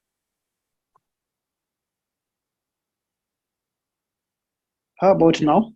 Yep. Starting. Yes. Yeah, I can see.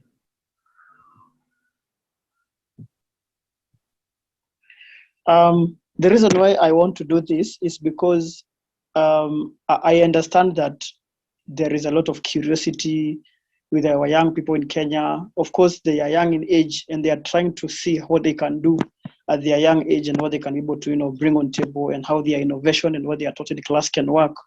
But basically, Collins can attest with me that it has not been an easy journey to have this kind of an entity to where we are today. I started this thing long way back when I was, I think, 9 years old. I had got passion. I think I shared with this one that my father was a carpenter and he loved planting trees. I think I had put that on the chart. And this one motivated me a lot, considering that perhaps in one way or another, in Kenya, we have different ecological conditions where some of us come from, where if you look at these slides, for example, that picture over there, we all have, stories basing on where we come from, and it's what motivates us.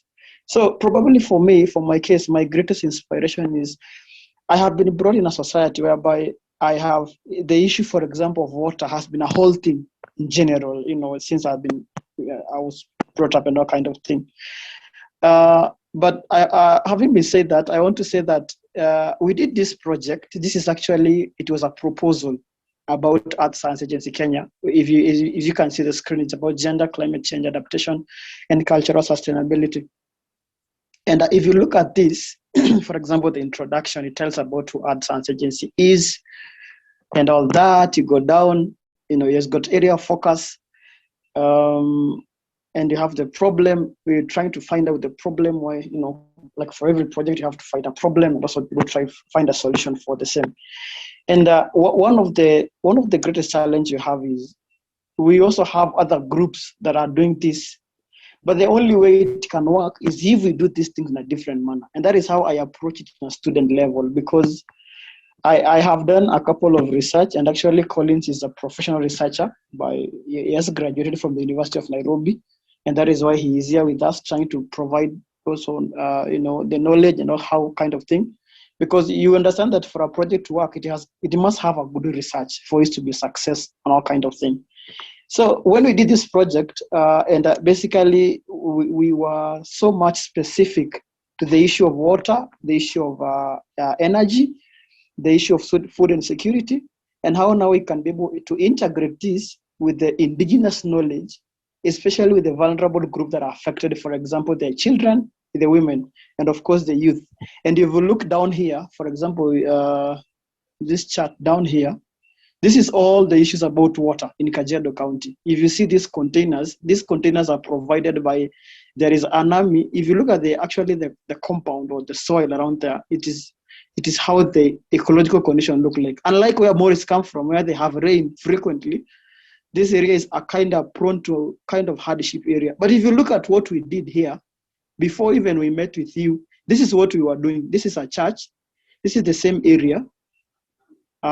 These trees that you see over there, those are thorny trees. These are natural trees in the setup. But if you look at these trees, these are exotic trees. If you can just zoom, I don't know if I can go to zoom on my side. If you look at these trees, I can try to zoom. These are exotic trees, and this is a church, for example. I am just trying to share how we are able to engage the community and how they are actually appreciating this, with what we are doing. And I stand to be corrected that trees it's a long-lasting investing business that you can be able to do. You just need to find how we can do about it. Now, if you look at this,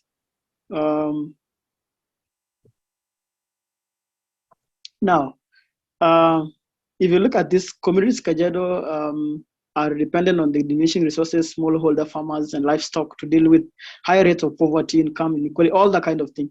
You've got a project that improve the livelihood opportunities by supporting women, girls, and men, increasing access to alternative livelihood at a household level. So we have those main, that is tree planting and water, climate smart farming, pasture management, renewable energy, and all that kind of thing. These are the things that we have tried. Collins will tell you that we even tried to do a solar, we tried to reach to a company that does solar supply for, just small kind of lighting materials for the same. And as we progress, we also did the research and find that there are actually cross-cutting issues. One of them being gender inequality, we have social inclusion, we have technology for all development, integration governance for Vision 2030, and all that kind of thing. Recently, when we did the tree planting in Kiserian, if I shift this, for example, and try see whether I can share this. Can you see this? I haven't seen it. I see the 4 squares. It's on Twitter, right? Are you able to see this guy called Agustin? Yeah? No, I still see the 4 squares. You're still sharing the PowerPoint. Yeah. I think you're only sharing the PowerPoint rather than the whole screen. If you go back to your sharing, and then in the share options, you can share the whole screen. Do I do this? Let me see. So if you click on share screen, then on the top left it says screen. And that's the one you want to share. Niko kwa mkutano, ndakuongelesha.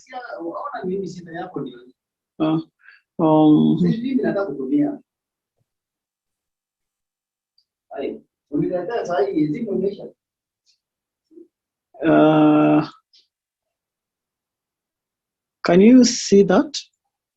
Yeah, Augustine, not the saint. Now we see a Twitter, yeah. Life, environment and climate justice. This is a tweet.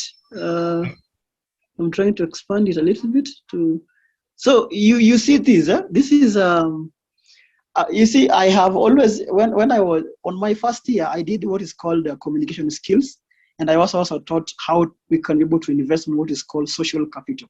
So if you look here, I think what the community that is the reason why we are taking much of our time to do what is called sensitization, because at one point this thing is going to be one of the greatest investment ever, because we have got people, and people is the investment and all kind of thing. So if you look at this, I'm just trying to show you the number of people that turn out for this. So this is the county government. You can see the cops. This is all kind of thing and all that. This is the public health department. People don't know much about trees, and that is why we are taking much of our time to try and create stories that can be connected and bring a livelihood in an essence that people understand what exactly they are doing. Because let me see.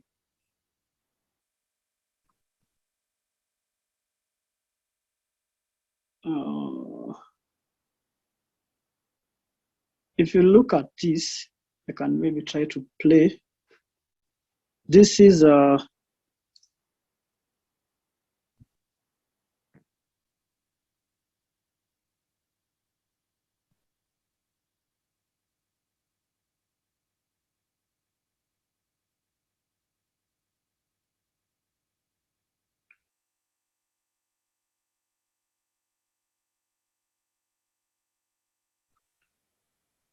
these stories is what actually I want to share.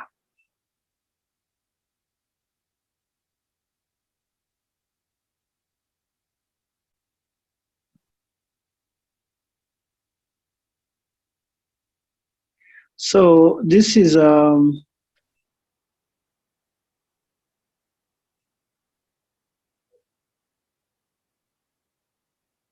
so Anita is one of the climate activists. We have really worked with her, and some of the stories that she's doing in Kajiado are just an amazing on how they are connecting the global in terms of creating livelihoods and all kind of thing. I don't know, I think my internet is.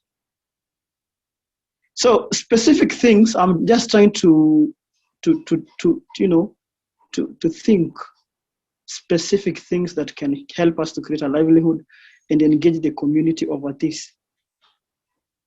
I like what you're showing there. I like a lot of those things, and my question is, you know, how did they fund it? How was it funded? How you know how and that is the point I want to come to. Now, let me just stop now sharing. Now, let me take, for example, I'll just basically give a rough overview so that I can also give the other guys to try and talk over the same. I'll give a rough overview concerning the trees, because there are a couple of business startups that go around what you're doing and how they can be able to generate a livelihood over the same. Now, when Equity Bank approached us on whether they can be able to buy seedlings from us or that buy amount of money and all that, I can say it was already a business created, because they mentioned figures, even if they were not favorable, at least there was a business kind of aspect in it. Yeah. All right. I have extended my conversation concerning what Earth Science Agency is doing in terms of generating seedlings to people like Family Bank. I have talked to the Rotary Club, for example, Rotary Club of Kikuyu, and these people are coming to an agreement that anytime they are doing a field work, for example, now they're on the onset of rains, we agree that they are going to be buying trees from us, they're going to buy seedlings from us at this specific amount. Some will say at 50 shillings per seedling, depending on which kind of a seedling, whether it's exotic, whether it's indigenous. And to me, I find it interesting, and if we can be able to find a way by which we can be able to, you know, accompany these people to the field, for example, because they have got a bigger team. We have got volunteers, you know, in Earth Science across every sub-county in Kajiado, for instance, and some other parts of Kenya. If this group can accompany, maybe let's say it's a group of old people that have come and bought trees, you know, we can tell them a story of, you know, medicinal value of trees, you know, how the trees can provide, how do you do the tree orchards, how can they bring, you know, food, how can they make your compound more beautiful and all kind of thing. So around the trees, you know, the growing of saplings, there's a whole business kind of a thing that can be grown in it. And last time I shared about you, like I told you about the Kiserani growing of trees, you know, the cleanup that we also went and grew trees, the impact it brought, you know, it had hit social media, all except national TV and all that. And actually one of the teachers came and told us, we're going to provide you space to grow more trees and make it a lab whereby people can come and learn how they can be able to develop more ventures over the same. So I stopped there. I know there's a lot I can say on this, but so that we can also maybe probably give someone like Collins and Amazon to share. Yeah, I'm going to keep asking that same question there, which is, how does the money flow? So maybe Richard is easy to say and so on. How does that go from what you're describing into, is it EACCGN? How does that flow into the pockets of either your pockets or the pockets of the students or our students and so on? That's the part which is important to look at. Yeah. So at this point. So what I'll say is, when you say, you know, schools are willing for it to be used, you can become a lab. My question is, when people go there, what do they pay? How is that split between the school and whoever is there? How did that flow on again? Those are the way that the economics is important, because otherwise what happens is it is not really generating its own economics. And we say this because Richard and I are particularly concerned that the world's going to run out of money.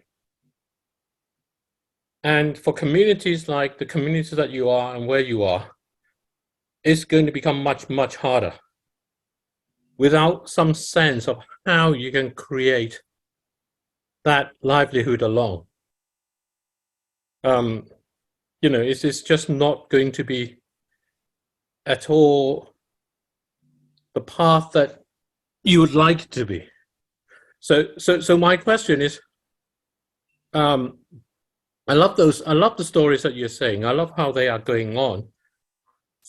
But in terms of there are two parts to it, and the most important part is, you know, how does that affect your pockets,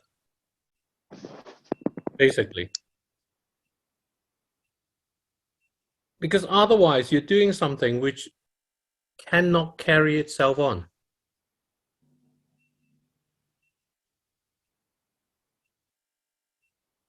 Hello?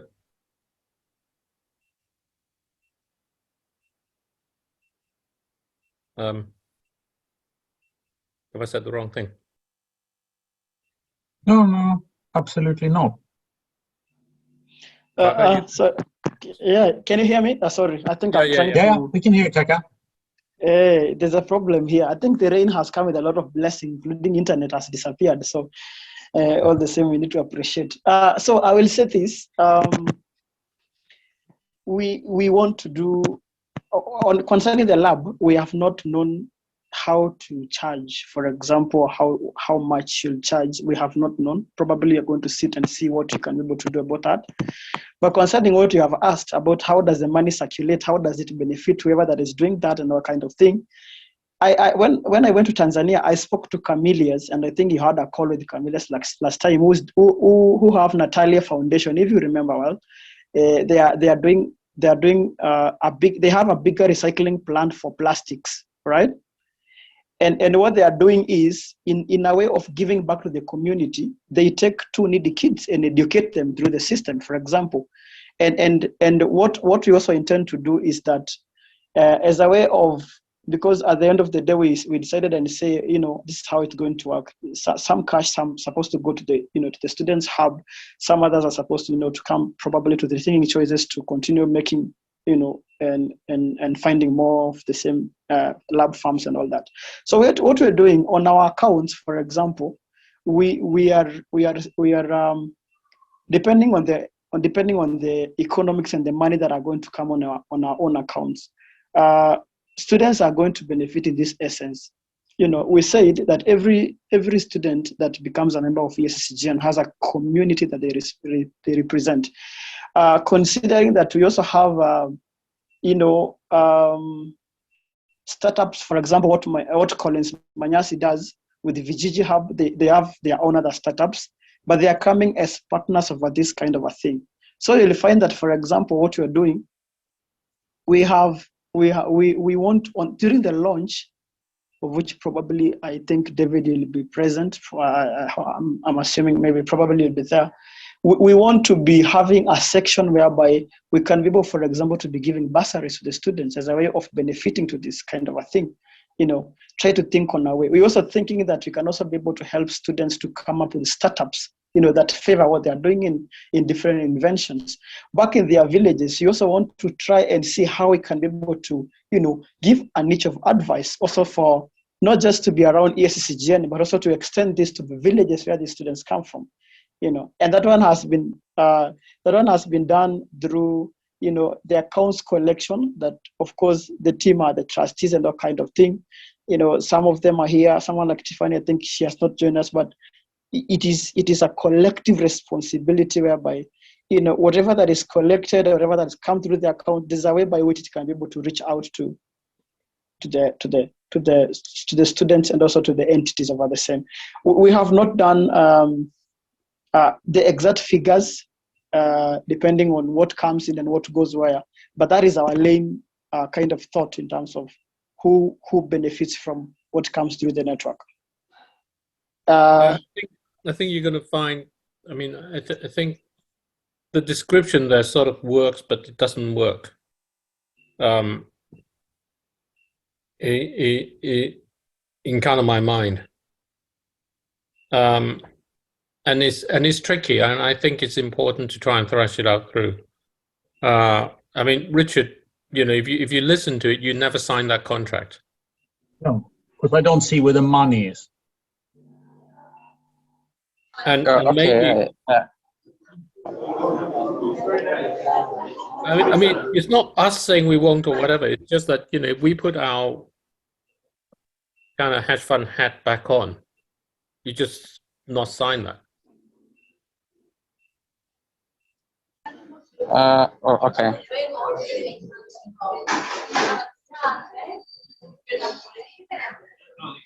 You're thinking, I think you're confusing two different things. I think you're confusing the part where you say you can have bursaries for students need bursaries, and students need money themselves in their own way. And at the end of the day, a person is going to ask, it's going to take me so much time to go and join this activity. And if I'm going to try and develop and commit to it going well, I'm not really just going to do it in order for a general bursary pool. I need to be able to buy my own cup of tea with it. And that's the part that I keep coming back onto. I think that's important. That makes a big difference. And the reason why it makes a big difference is because I think your economics is wrong. I think you're carrying on a donor-recipient model of economics into the EACCGN. And a donor-recipient model of economics is fundamentally and extremely extractive. It's the worst model we can have in the world today. Because all you do is you allow billionaires to make billions out of the blood of people around the world and the blood of stones that we crack open, so that they can be the great donors. And really need rethinking of that economics. That is not the way it can work forward, because simply you're going to find you can't get enough in that way.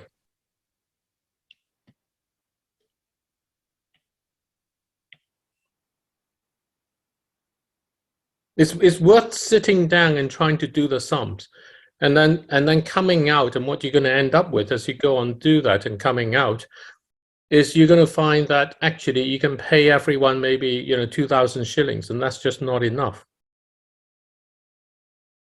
So what you actually need is that blend of that sort of capitalist tool, in that sense, that idea where people can find their own enterprises under a supporting structure. And in doing so, they can then go forward and actually find enough opportunities for themselves, take on opportunities which are not just the big ones. So that you know, there's this sort of, there is a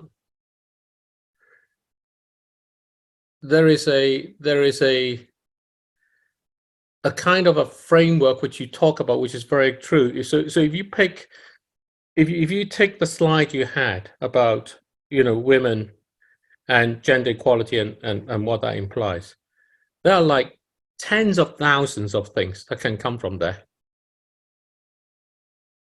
each of which has an economics of its own.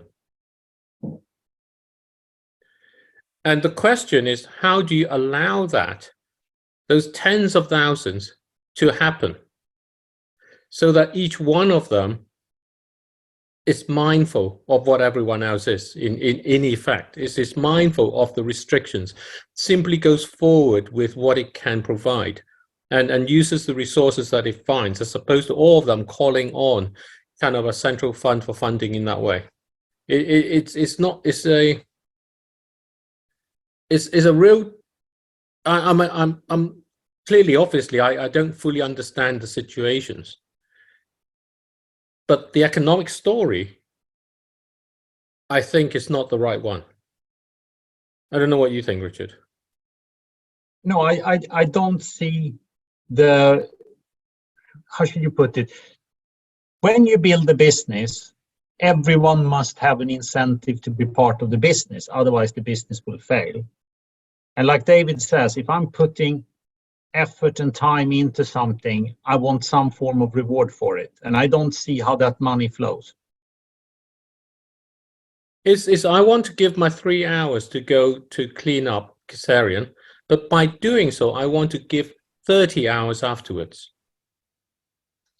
Maybe, probably we could also maybe give the others to see their views, because I think being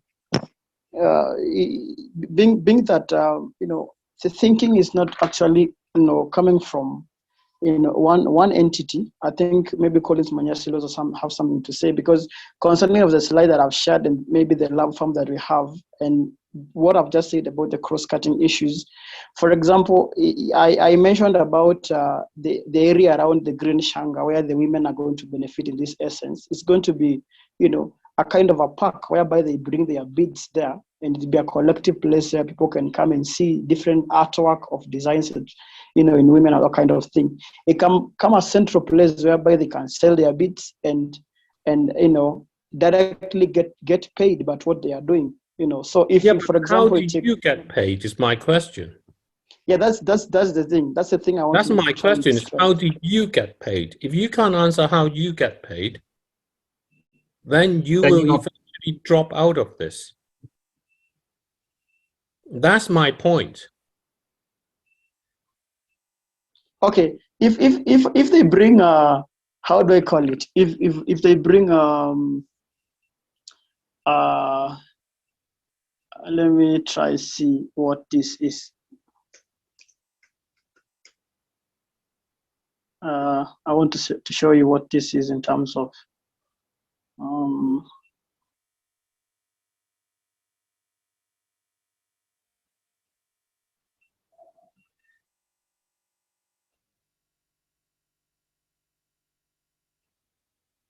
can you see this?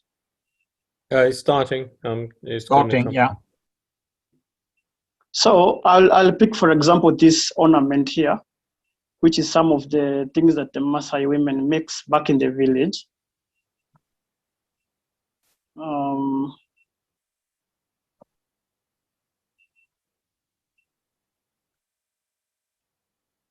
right. Now, if you look at this, so this, let's assume that this one goes for 500 shillings, for example, and you have provided them with a space, for instance. You understand? We have given them the place for merchandising, the place to display their product and all kind of things. But let us assume the initial price for that that bangle is, let's say the exact price, or rather the price they are selling it at is 500 shillings. And then us having that we have provided a space for people to come and see different kind of art and all that, we sell this product at 800 shillings. That means we'll have got an extra 200 shillings or 300 shillings, that sort. So this 300 shillings is what should go to the network, right? Which for example, if for instance, if you say for a month we sell about maybe 30 of the same, or let's say 200 of the same, if you calculate that one, it will be enough to give back to the to the network, and also to okay. So I'm going to take that example. That's a good example. It's nice and specific. That's very helpful. So I take this, right? So they would otherwise sell it for 500 shillings. By being able to place it here, they can get 800 shillings. So there's a difference of 200 shillings. For them to go there, they need to be able to get, say, 100 of those shillings or 200 of those shillings, because otherwise there's no incentive for them to actually go there to sell that.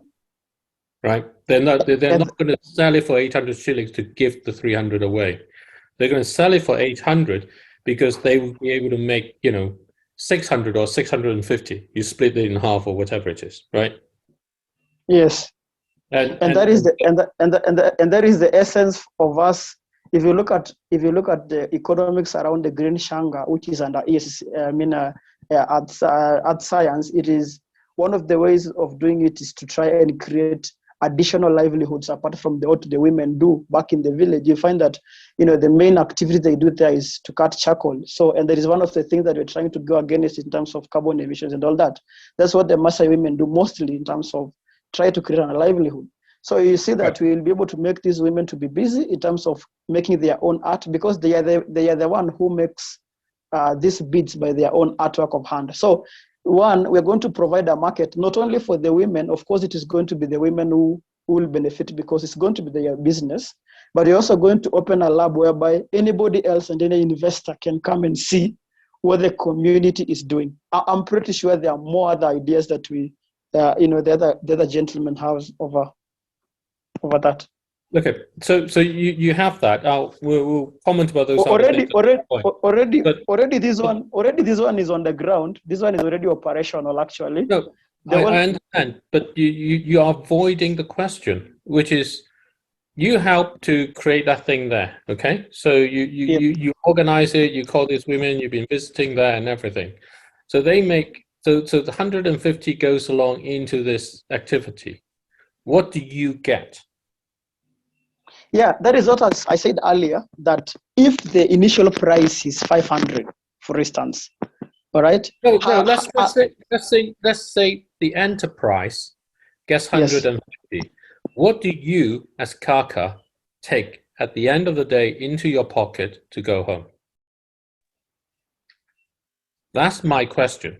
Not how much is paid into EACCGN, not how much is paid into this venture or whatever it is, but what do you take away from that into your pocket at the end of the day? Out of the 300 shillings that we make, out of the 150, because you can't ask the woman for the whole 300 because you're just being, there's no incentive at all to go to you. Out of whatever that, probably less than 200 shillings, or I'll take 50 shillings. Let's call it 150 shillings. Out of the 150, so your 300 shillings difference excess, so that gets shared between the organization as EACCGN or KSA, whichever one it is, and the woman. So she sells at 650, making 150 shillings better for her. The KSA or EACCGN has 150 shillings, but you, as Kaka, the person who spent his time doing this, getting it all together, and all the rest of it, what do you get? I'll take the 150 shillings and divide it by 3. So I'm going to get 50 shillings, and then the other 100 shillings, which is going to be divided again into 2. 50 goes to the lab, and 50 go to the network. So if you do that, I think your proportions are wrong. But what about someone else? How will they think about it if it wasn't you? So there's a contract that you want basically as the same that people can feel. Yeah? Yes. And how that works in that way. The setup we have that we talked to Morris about is that 75% of that 150 effectively. And it's not just 150 because it costs you some money to set up. So you sell it for 800. There's 300 there, but you need to pay for the space. That's 50 or something.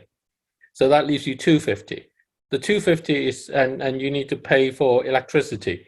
That's another 30. So that's kind of 250 take away 30. That's 220. So the 220 gets split between the woman, 110, and you, or you split it some other way so that however you work out that split between the person who brings it on and yourselves. You're then left with that amount there. Your incentive has to be bigger than everyone else's incentive on this. That's the way by which you end up feeling, actually, my responsibility is aligned with my incentive. Otherwise, you have this contradiction between where your responsibility and where people see that incentive lies. And that's hugely important, getting that aligned. But David, we are not saying that in a day or in a week we are selling 10 bangles, for instance. Huh? When I talk about the network, I mean the network and the partnership that is in it. We assume that we have got the biggest social capital in us. Okay, I don't know what you call it, but not really assumption, but of course, when these things picks up, we believe that it's going to be a successful thing. So if the 150, for example, and 100 go to the network, for example, and we have sold, for instance, let's say 300 bangles, that is about 30,000 that goes to the network. So now among there, we will be able to know that this one goes there to be able to create more network, to start up other labs farms elsewhere, like a place like Malawi or any other place. So that is my reason. But having been said that, I know Manyasi and the rest have got something else they could add on the same. It is a thinking kind of a circle. Yeah, I think you are over that. You're over. You've got too high a value, in a sense, on social capital. In that, when you know when you place, it's nice that it is in some sense, but it's a goodwill, and people need to pay bills. And when things get difficult, when the country is facing 25% inflation, and things like that are going on, and resources are getting difficult, and power cuts are happening, and everything else, the motivation for people to stay with the group comes along, has to be aligned with what they think they actually benefit along. And the difference between what we're trying to say and how you can go about with other ventures and all those other things is you can actually turn what you do into helping with livelihoods, which it's doing in part here. The part is not, I don't see clearly, is how it helps you with your capital. Because let me put it very simply. It's not paying your university fees. If it doesn't answer that for you, it's not going to answer that for anyone else. If it can't get your exam fees paid on time, it's not helping you.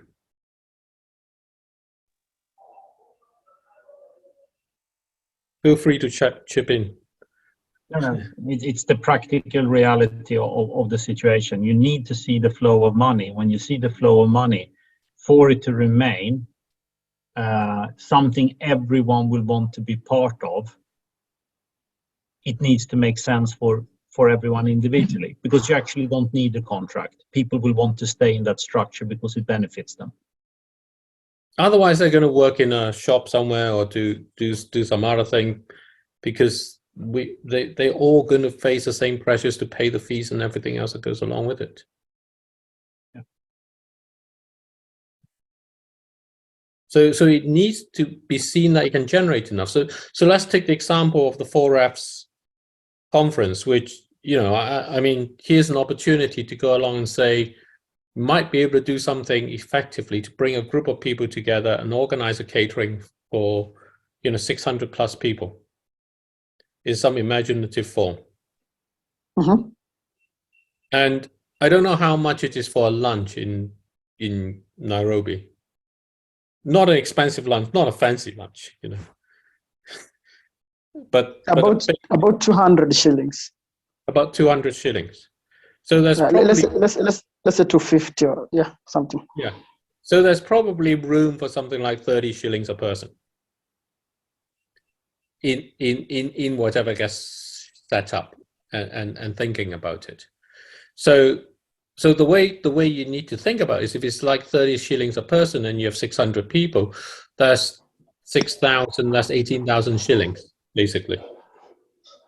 So how do you effectively end up sharing out 18,000 shillings? If you share it out between 18 people, it's probably too thin. If you share it out between 3 people, then you get 6,000 shillings each. That might be okay for something like an afternoon and so on. So that's how the incentives work. And then what you can do on top is you can do other activities over that sort of lunch engagement that might be able to get you more. And that's where you build the social capital. So you go there and you start talking. You bring other people in who may talk about what they're interested in terms of food and water and those sort of things, and that may allow other activities and bring other sources. You know, whether those are free or otherwise. That's a separate part, right? But that's how you get the education connected up with your own economics. I think that the distinction between the way you're describing and the way we're talking about it is that we say your own economics has to be satisfied.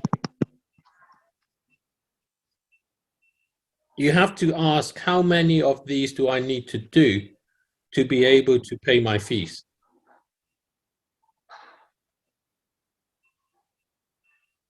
Because everyone else will be asking that, even if you don't. Yeah, that's the key part, and it goes back to this, that for someone to stay involved, it needs to make sense on a personal level economically, because otherwise I can go and work somewhere else and get that money because I actually need the money. And it's right that you need the money because that's how our system functions. But everyone needs to see their own benefit from being involved. And that starts with you. Because like David said, Yes. you need to pay your university fees, right? I have a question, because of course this is a learning experience, and probably in one way or another, in as much as you're having an engagement, some of us are still new in the field in terms of economics, and that is I think that's why we have Richard and David here to be able to help us to find out how to do this. Now, let me ask you, assuming on the cleanup of Kiserian, we will have to pay people in terms of cash, for instance, And we were to, for instance, let's say we are to give everyone 500 shillings, for example. And let's say, how do I put it? By the way, the language there is wrong. Okay. Because the economic, this is where the essence of social capital, it's not that it's devoid of monetary capital, but the language for it is different. So the language where you go and say we have to give everyone $500 or 500 shillings, so you pay them that's different from saying it as you engage with this on a voluntary basis. It gives us the opportunity to create a commerce that enriches yourself and the community. And you're part of that commerce. What you can generate from that commerce is up to ourselves to discover what's the scope of it. But the important thing about this commerce that we need is it needs to be genuinely emergent economics. It's not about how much can we generate out of it, but that we're willing to share what it is able to provide, and only that. So that's a different language to it. We don't know how much it may generate before we start. But we can have a sense of how we go about it so that we can become partners in it, together with enriching the community, as we enrich ourselves and the community. And I think that's the essential difference, and maybe that's the difficulty between how you're thinking and how we're thinking. Or it's not the gap, as it were. Because the way you describe it, and I think you're thinking, is very much embedded in the economic world that we have today. And so you come into those philosophical difficulties, which I absolutely understand.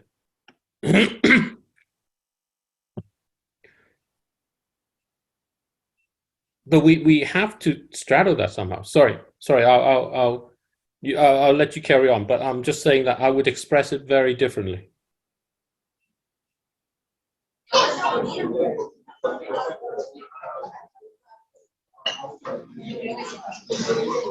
Okay.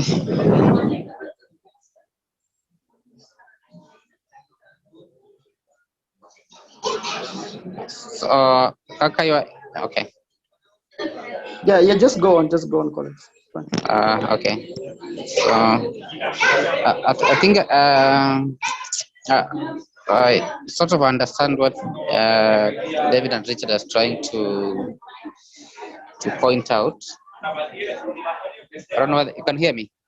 Yeah, I can hear you. Yeah, we can. Okay. Sorry for the I'm saying I think what I get what David's trying to say, and I also agree. I think Kaka, I think, has mentioned like two issues now. I think he's trying to bring out two different ideas, and probably maybe that's the reason why we are trying to figure out on the economic issues. If maybe just to if we go back to the first idea that we shared, I just wanted to share this. So the problem maybe Kaka can align that to, of course, the students community and the EACCGN, what it's trying to do. If we were to go back to our first model about the seedlings and whatever project, I wanted to use that just to show that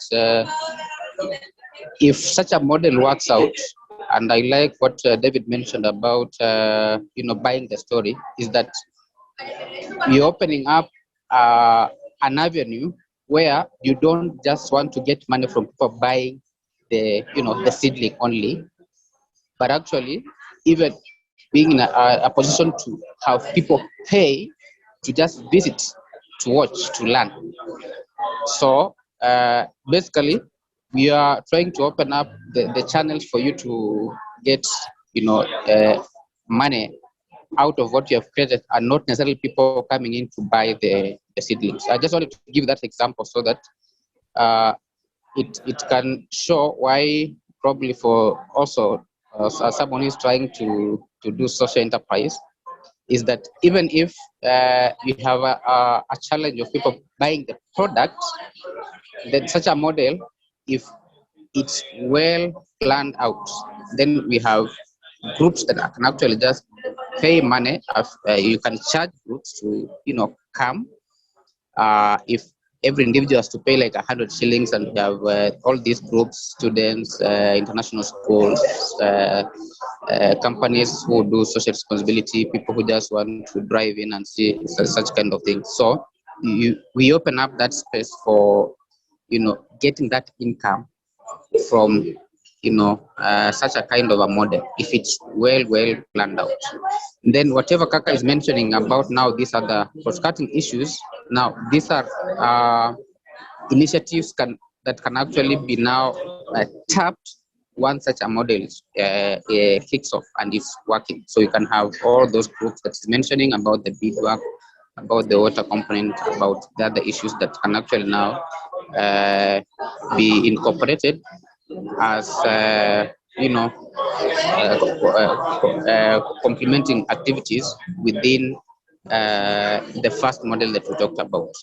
So probably maybe that's the only thing I wanted to share, because I know from our side, from where Kaka sits as a student, the community, and then of course being outside this the campus environment, you have to look at, if you're a student, then you have to look at how do you see the community, and how does the campus environment provide an opportunity for you to connect with the community, so that institutions like now Equity Bank can actually come in to support. Okay, so if Equity Bank is supporting by saying, okay, we can do this as a plan, then we can capitalize on that to now develop a smart model that can attract other groups to actually pay for your for the product, or pay to just learn. So for me, I think that's what I was looking at. So that the other components about the water and what that Kaka is actually mentioning, which is very key for the community, are things that can be considered once we move, because those are long term also. Those are long term activities. I don't know what other my friends think about that. I think I hear what you say. I like, I understand what you say. I think you understand what we bring to. I think that the difficulty, it's not. I think the difficulty we face in the world today is we've lost the long term. That's what climate change does. It takes away the ability for us to do things where we think over such a period, over such a period, over such a period, this will happen, that can happen, and we can go along that way. That's how a lot of social development had been planned, environmental development, and all of those things. When the weather keeps going crazy, it changes a lot of that. And where Richard and I stand most of all is what it changes most of all is the availability of money. So how do we still have livelihoods when that's the case is really important, because without it is a problem. And where I think what we fail to see is that there are often paths along the way which don't necessarily tie in with what we first thought of originally, which actually can just help us along and keep us around for a little bit longer to be able to go on to the next step, in that way.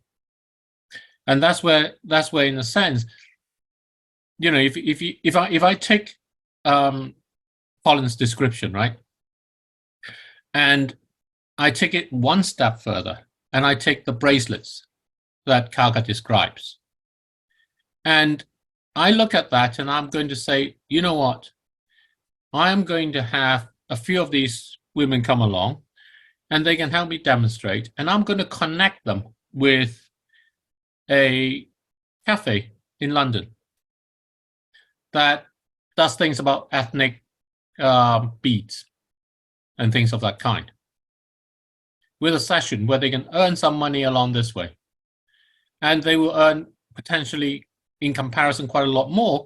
And if they want, they'll earn it in pounds or in dollars instead of Kenyan shilling. So you have some element of the fact that, as Morris said, you know, young people tend to look in terms of dollars. They talk about dollars more, and they keep in dollars in that sense. Is that in countries facing 20% inflation, it becomes dollarized. 20-25% inflation, it becomes dollarized. It's a natural thing. But for communities where these women come from, there's never the opportunity for that, and now you create that opportunity according to that. So that's a step further along. But then you have this thing which ends up coming back. How does that flow to you for providing that along? Because if you don't value that, then it becomes extractive on your own time. And then it can't work. And what usually happens when it becomes extractive on your own time is you open up the opportunity for someone else to sneak in there and actually do the damage that you don't want to, because you don't genuinely have a relationship that works with the people that come along on either side of it. So that I think it's really what we're talking about is you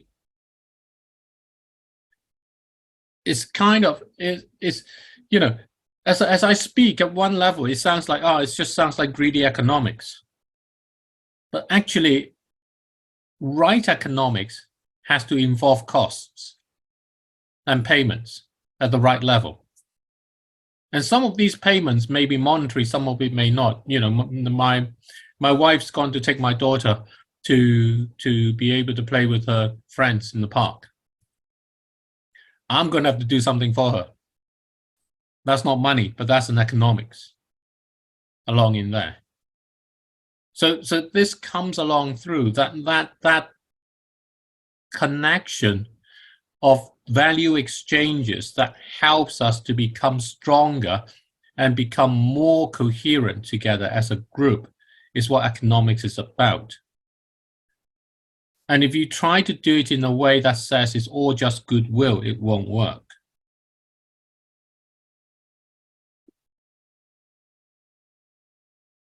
The social capital will not pay you university fees. That's the stark reality.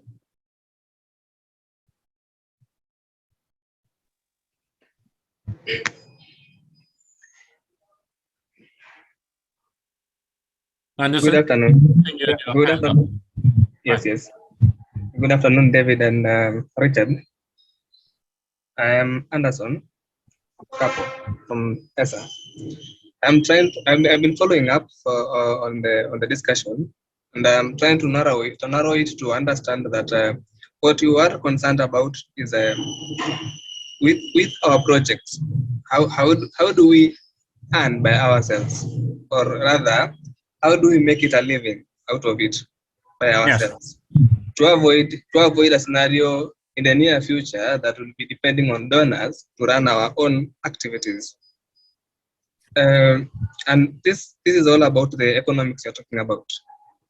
I think from our way, or from how we think. Do you get me? Yeah, I hear you. Yeah. You're absolutely right. Yes. Okay. So for our thinking, the way Kaka had said that with the cooperation that we are trying to establish with probably the school, the lab farms, and the other activities, I think what is more important is how do we, if it is the matter of the tree seedlings and the lab farm, how do we end up being controlling, let's say, the supply chain, in the case that whatever we are going to supply, how does it translate to ourselves and to the larger EACCGN and the ESA? I think there are several ways you can do that, and I can probably share how probably we can intend to do that. I think first, when we talk about how we trying to empower the community, or how to engage with the community with the tree seedlings, I think Kaka has already said that we're trying to establish the nursery base in the community. That is our own initiative. In a case that when they are saying it, it is us practicing it. It is us. If we say now that Equity Bank wants to buy from us the tree seedlings, what is the pricing? How does it translate to us to enable us to get a profit or something of that sort? I think it is a discussion, and that is more based on the organization, in a manner that there are several ways you can raise. We can put such cases, and if you allow me, I can say in such a case, when we are trying to do the tree seedlings, or the seed beds, if we manage to have such a forum, or not rather a forum, if we manage to enable to get several, or let's say some of the nursery tree nurseries, then we have suppliers who say, let's say, the county government. We understand that the county government, for example, of Kajiado, has promised to plant at least 1 million trees 5 years. When we say we need to partner with them, we tell them that we have already this, because when I had an engagement with another official from the government, county government, he told me that they do not have trees at the moment, but they are looking for partners who can give them trees, whom they can give contracts to, so that they can get the trees to deliver them their 1 million trees, or the number they want to plant. I think that is one way that we can try and generate for ourselves. In that, with this initiative that we are doing, even in the community level, we are trying to empower them, such that first we empower ourselves. When we empower ourselves, it is our initiative. Whatever that we get, the proceeds that are there, that come out from there, first they build us. We are supposed to build ourselves, so that we can translate to the community, so that when they learn that it's something that is they can earn from it. I think that is the first step.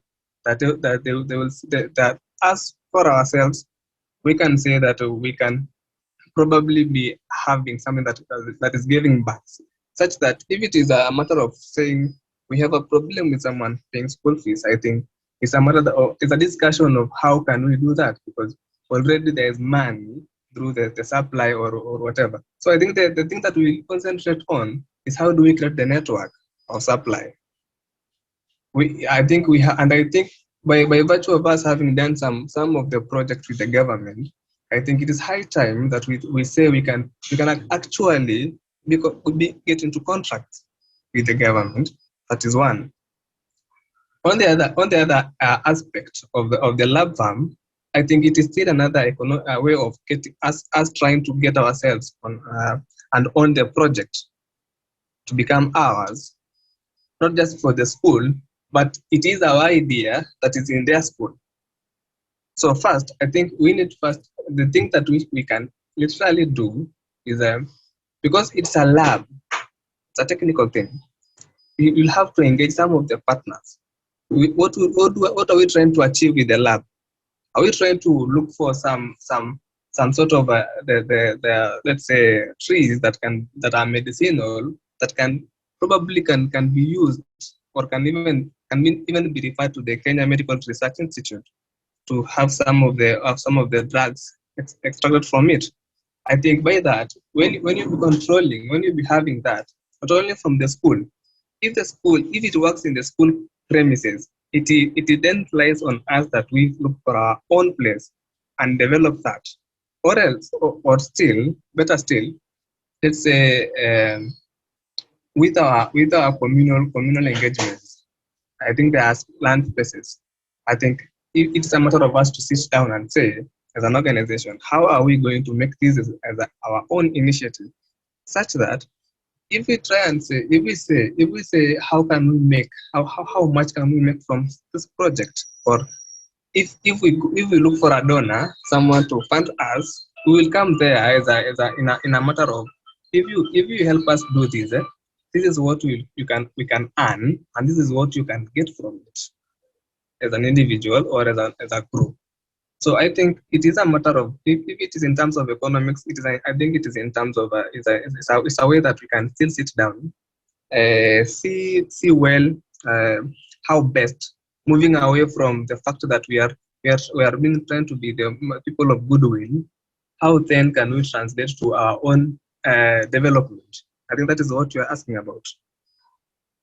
I think I really appreciate the things you've described. They help me think a lot about what's being said as well. There is this part, I think, instinctively, there's a difference between Richard and I and where we come from and what I hear from the descriptions you have and Kaka has in that way. And it is that the two of us come very much from I'm going to use two words which I hate, okay, which is entrepreneurship and innovations. And we come from that sort of capitalist world that rationalizes its actions through entrepreneurship and innovation, as entrepreneurship and innovations.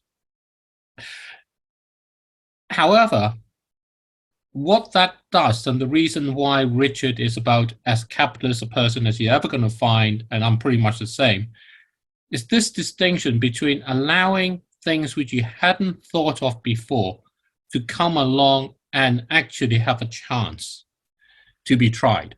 That's the essence of the lab. It's not about the things that we know we can try. It's actually to be able to have things that nobody has thought of and suddenly come along and thought, actually, we can try. So I'm going to talk a little bit about how that might come along in the description of the saplings.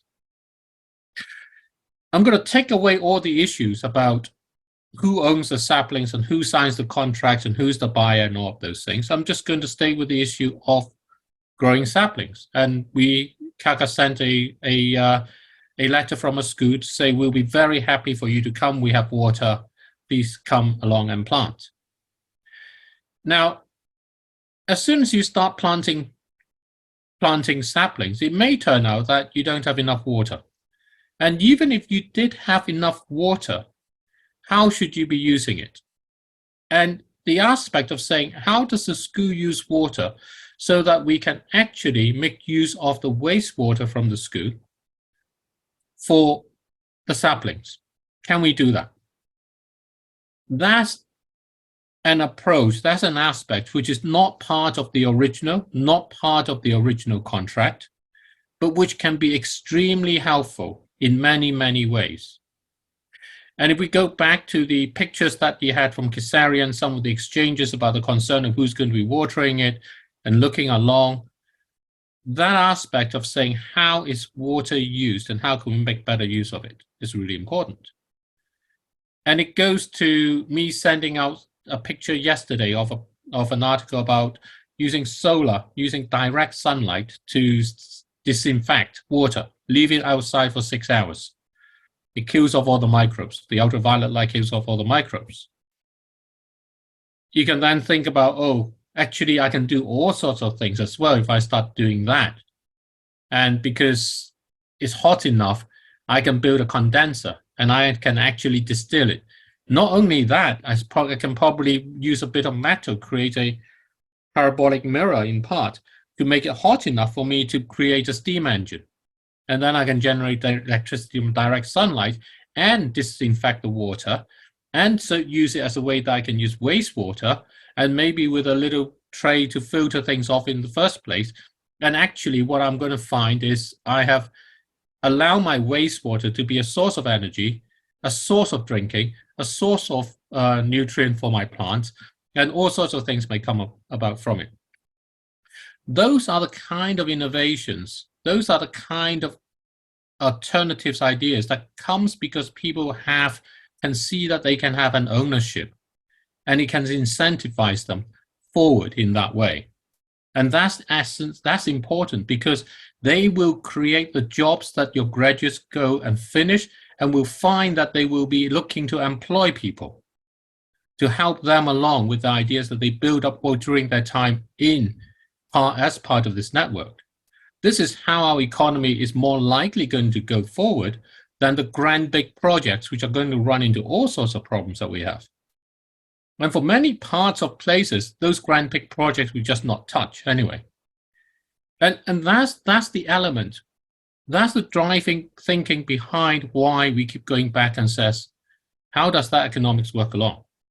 So to answer back more directly into what you're describing, absolutely, those contracts with the governments is fantastic. Who signs it? That's the question. Is it the Green Network, or is it the 4 of you at the moment? And the 4 of you has a contract with the Green Network. That's the distinctive difference here. If it's the 4 of you and other people come along and sees your problem, or the network or the lab actually helps you along with it and sees those problems, others can come along independently to start thinking about the water and all those things. So the relationship is about what approach towards that towards how you think of things at the moment that allows really the best chance for the richness to develop. And I think that the distinction between where Richard and I come from and where you are in this respect is we think those growths come from contributions from everybody in the way that they have, and we don't actually know what they are, and that's what's so brilliant about it. But if we get the economic contract wrong, we stifle it. But if we get it too loose, then we also kill it. So it needs to flow back in a way. Is it a third, a third, a third? I don't think so. I don't think that works. I think it needs to go into a kind of like a pyramid type thing. You know, we have a quarter. What we had is a quarter goes back to the farm, to the lab, and a quarter of what goes to the lab goes to the umbrella of unscalable things. So when you look at it for yourself, you take 75%. When the lab looks at it, it takes 75%.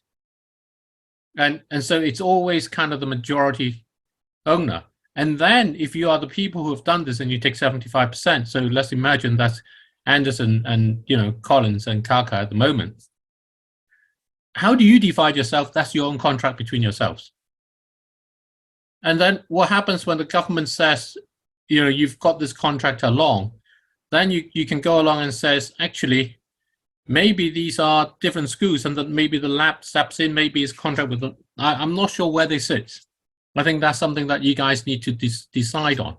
But as far as the lab's concerned, the lab is not the one providing the seedlings.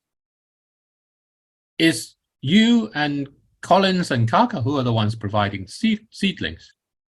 And you give yourself a name, you know, the I don't know what it might be, you know, the Katidor sapling seedling community or whatever, you know, seedlings for future or something, whatever it might be.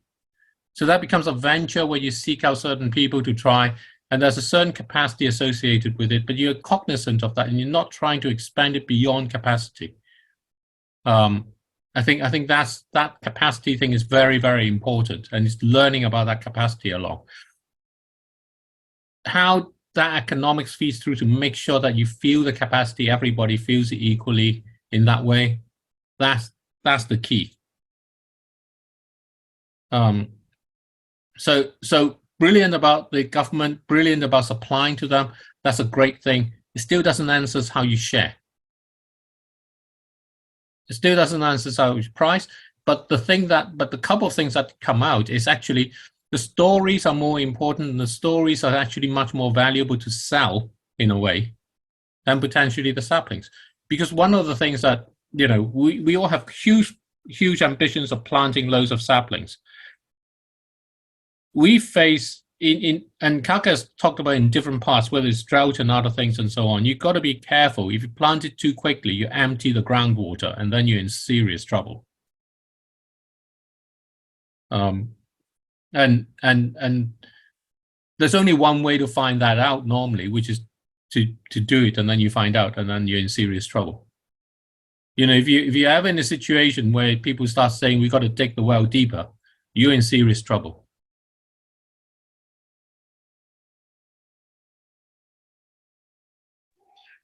David, I think I have a question. Yeah. Probably you can help me to answer this. Now, I have been to a scenario whereby I carry along these activities and I'm left alone, you know, with unsettled bills, with all kind of thing, you know. He has been there not once, not twice, and all kind of thing. Now, my first question is, how long should an enterprise or a business takes to thrive? I know that it has got different factors that it's considered that are put in place and all that. Because the reason I'm asking is because of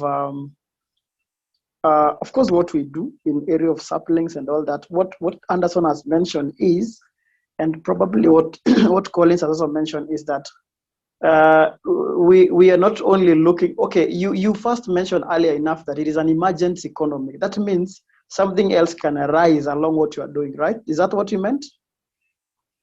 It's more than that. The economics emerges from where you are. It's not that you have an idea and you bring it forth. It's that you are actually in a situation, and that situation gives you the resources and opportunities for the economics.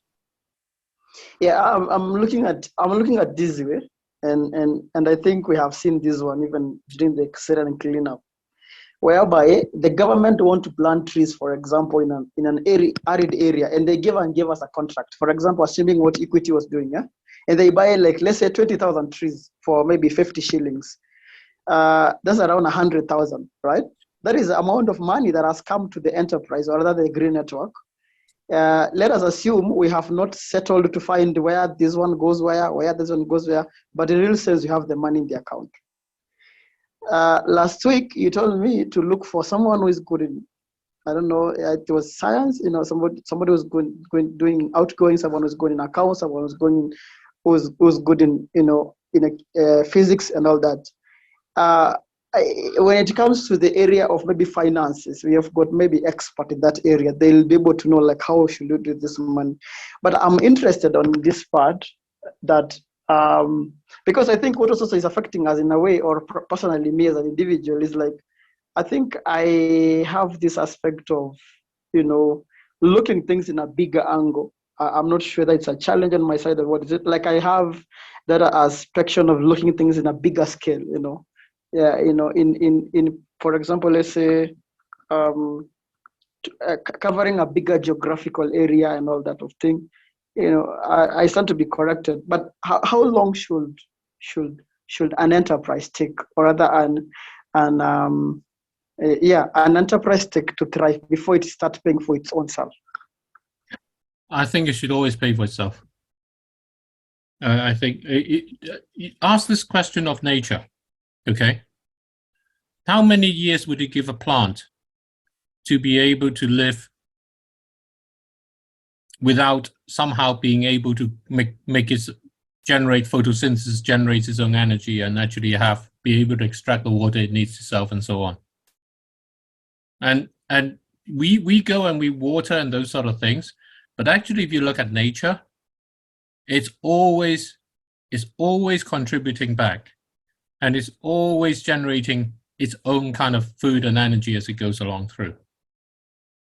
And the point we have here is that the economics we are used to, and if you talk to anyone who is into sustainable investing, they will fully disagree with us, just so you know. So if you talk to any impact fund, any sustainable investing fund, and any of those things, they will fully disagree with us. And they will basically say, any venture capital fund, and they basically have this idea effectively that, you've got money, you allow it to run, you give yourself, so many years as a scope of this, and you build it up to so much, you can bring more capital in, and it goes on that way. Okay, does it matter the scale? Sorry? Does it matter the scale? Skill? The scale of the business, does it really matter the scale? I mean, in this essence, does it really matter I don't know how you understand the word scale. Does it matter whether, if it is a group of 2 and it is generating, is it okay? It doesn't matter if it's 1 or 10 or 2, but doing things on your own is hard, and doing things on decisions somehow needs to be made and stuff. But the point is that if you approach an activity in the world that we are facing by hoping that somehow there's enough money to sustain you for this amount of period before you have to answer to yourselves, then you're very risky. If you actually look at how our investment world has actually become, that's the sort of problem that we have that creates our sustainability problems. And essentially, what you do is you end up, I don't know if you followed SV Bank, Silicon Valley Bank, that just collapsed hugely. That's a model, build it and they will come, build it big, build it really strong, really big, and then you'll be okay. But what we talk of in terms of emergent economics is not about being strong or big. It's actually being able to be adapted fully to where you are. If you're going to plant trees in an arid situation and the government wants you to plant 100,000, the answer may be, you know what, I'm not going to plant 100,000, I'm going to plant 5 and see whether they survive, because it's arid. And if those 5 survive, they will seed themselves, and then that might go into something else and so on, because it's arid. But if I force it in an arid area to plant 100,000 trees, what I can end up doing is to extracting the rest of the water out of the ground and kill off other things. I don't know what it will be. And that's the distinction between having the money so that I can ship water in all the time to try and keep them alive, and then finding out at the end that actually when I can't ship it in anymore, that they all die. And so I would say that it's the same as asking, how long can you wait before you pay your own bills? That's kind of your crossover mark. We all need to pay our bills. We all need to do those things. So we need somehow to have a sensible sort of income. The question is, how do you have that by turning what you believe is the right thing? So, and from what you tell me, you've got all the things so that you can do that already. And that's the part that we're pointing out. It's there. You can. Yep. I want to say this. I want to say you need to give us timeline a little bit for all the kind of thing. How will I say it? We need by, let's say, by when? By May, we'll be able to have fully stabilized to be able to be, at least carry our activities that is within the network without really being dependent to, anybody else, or rather maybe their partners coming out, kind of thing. You see, you're doing two things here. You're building up something which is a very structured setup, which is the network. And that's a great thing. And you're building that up. And what we're talking about the other side is something different. It's about generating livelihoods and creating livelihoods. It's about being able to have the story that actually you can then bring into the network and people will see. The two of them don't have to follow one on the other. And you know that already because you're getting, the proposal from Equity Bank. You can act independently on that. And that's where this all comes in, basically, into how does it work? How do you frame it, and how do you then blend it into what it is? I think that you have a way of organizing it in a very kind of structured way, and there's a lot to be said for that sort of thing. But if we are to face situations which basically fall under the category of unknown unknowns, we have to be extremely flexible also. And the known problems that you have currently that we were talking about at the beginning, and I'm sure that's a problem with many other people, is how do I pay my bills? And the best thing you can do as a young people network that wants to do good things is to be able to demonstrate to other young people that you can have that independence and the dignity of being able to pay your own bills by doing the things that you genuinely believe in. That is hugely powerful.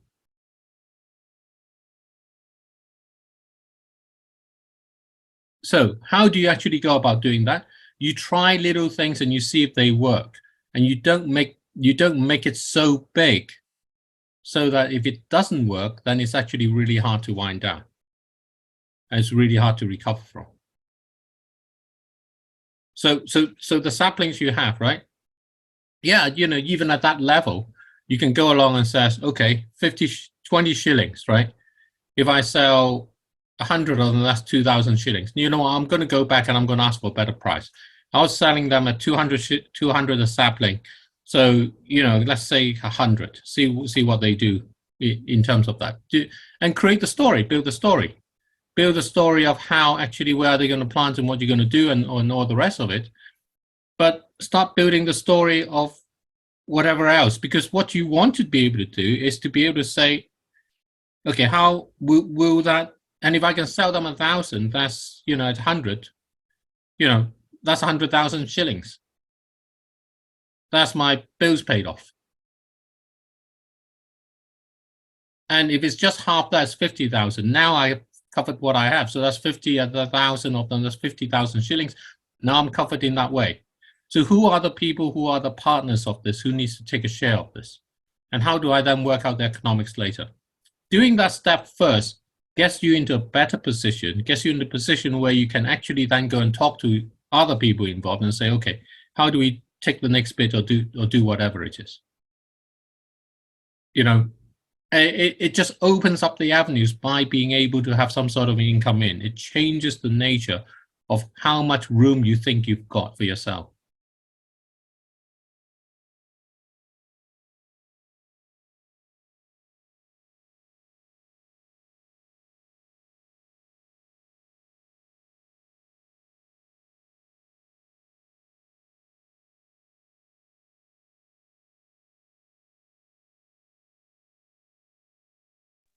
Okay, that's powerful. I'm trying to see whether, okay. So now, going onwards, I heard also what Richard had to say, because I know we in as much as we are really trying to see how we can be able to create economics, pay our own bills, the community has got this aspect of kind of voluntary work and all kind of thing. People see maybe, for example, an NGO or a CBO, they think that what they have to provide is, free services. It's something that is in people's mentality. And I think that is also one of the things that we are trying to break for the community to believe that this is also, we've got also bills to pay and all that of kind of a thing. So it's also a challenge because, there are challenges arising in between there, and we will find a solution on what exactly we can be able to do to be able to overcome such. Let me give you a story. So I left. I was a university lecturer in physics at the University of Oxford. I ran a research lab, and I had postdocs working for me. I had graduate students working for me, and I changed jobs to go into finance. And I changed job to go into finance because my girlfriend at the time was going to Tokyo to work, and we had to have phone calls, and international phone calls in those days were really expensive. And as academic, you couldn't afford it. So I got a job in finance. I moved to London, and I went to work in the Science Museum on the weekends, because my girlfriend, who I then married before she went off to work in Tokyo, then my wife, was away, for I don't know how long. And so I thought, well, what am I going to spend my weekends for? So I got a job at the Science Museum as what they call an explainer. This is a person who helps people with the exhibits and, kind of get them interested in what it is. And I know my science. So it was sort of, and most of it was physics. And I kind of, had thought, that's fine, I can do this. And I say, look, I don't need to be paid. I'm working in an investment company. I was paid, more than enough to pay my phone bills and my rent and everything else. I don't need to be paid. I came from an academic environment where I wasn't paid very much. I wasn't used to having much money. And I was spending my weekends doing this, so I wasn't going anywhere else.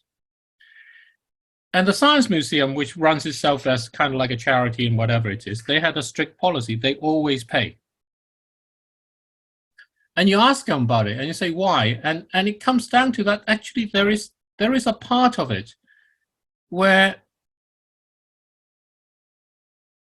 that payment actually makes a difference along the way. It didn't make a monetary difference, but there's a degree of recognition of the effort.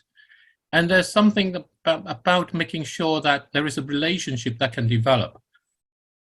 In the wrong kind of economics, the payment becomes, I'll pay you, you do the work and that's it. In the right kind of relationship, it's actually to say, I appreciate your efforts and the help that you're providing, and I hope that you will, through this payment, be engaged with me to continue. And not turn up and treat it like, something that doesn't mean anything.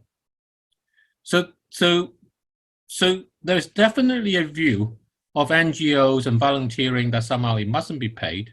And there's definitely a side where paying people to do work that shouldn't be paid disrupts and corrupts the community. But there is an element that you want to encourage within what I think of as the EACCGN, which is the ability for young people to go through this so that they are able to have livelihoods themselves when they come out. Because you're going to face high unemployment. And you're going to end up thinking, how am I going to be able to find work? And if this is a place where you can find out how you can create a livelihood for yourself and for others by doing things in the right way, and we can help in terms of sort of educating about when does economics become extractive, when is it actually beneficial, and learn about that more deeper, it is hugely more powerful.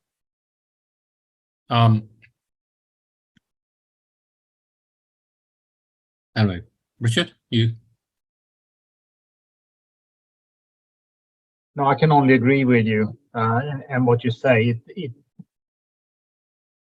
It boils down to the lens you see the world, and I cannot repeat that often enough. for people to stay in a certain situation and remain part of a business setup, there need to be economics for each and every one of us. That doesn't detract from the voluntary work that you can involve in, and that's important, and all communities do it because they care about things. But at the end of the day, you need to pay your bills and you need to eat. And that's why you need an economics at the bottom of everything. Otherwise, it's just not going to work. Goodwill and social capital cannot feed you. It really is that simple. I'm going to have to shoot here in 2 minutes because I have a truckload of things to deal with, and then I'm out tonight. Yes. Well, we've taken a long time, which is exactly what we hope we will do. So, and thank you Indeed. for giving us that Yeah, time. thank you so much, guys. And I know it's difficult for everyone. Yeah. And Anderson, thank you for the comments, and I really appreciate Very them. helpful. I think and I think that it's a good moment to stop, but I hope that is helpful to you too, and that we can take it on further. But the point I keep coming to is I understand where all of what you say is. I understand the benefits and all those parts.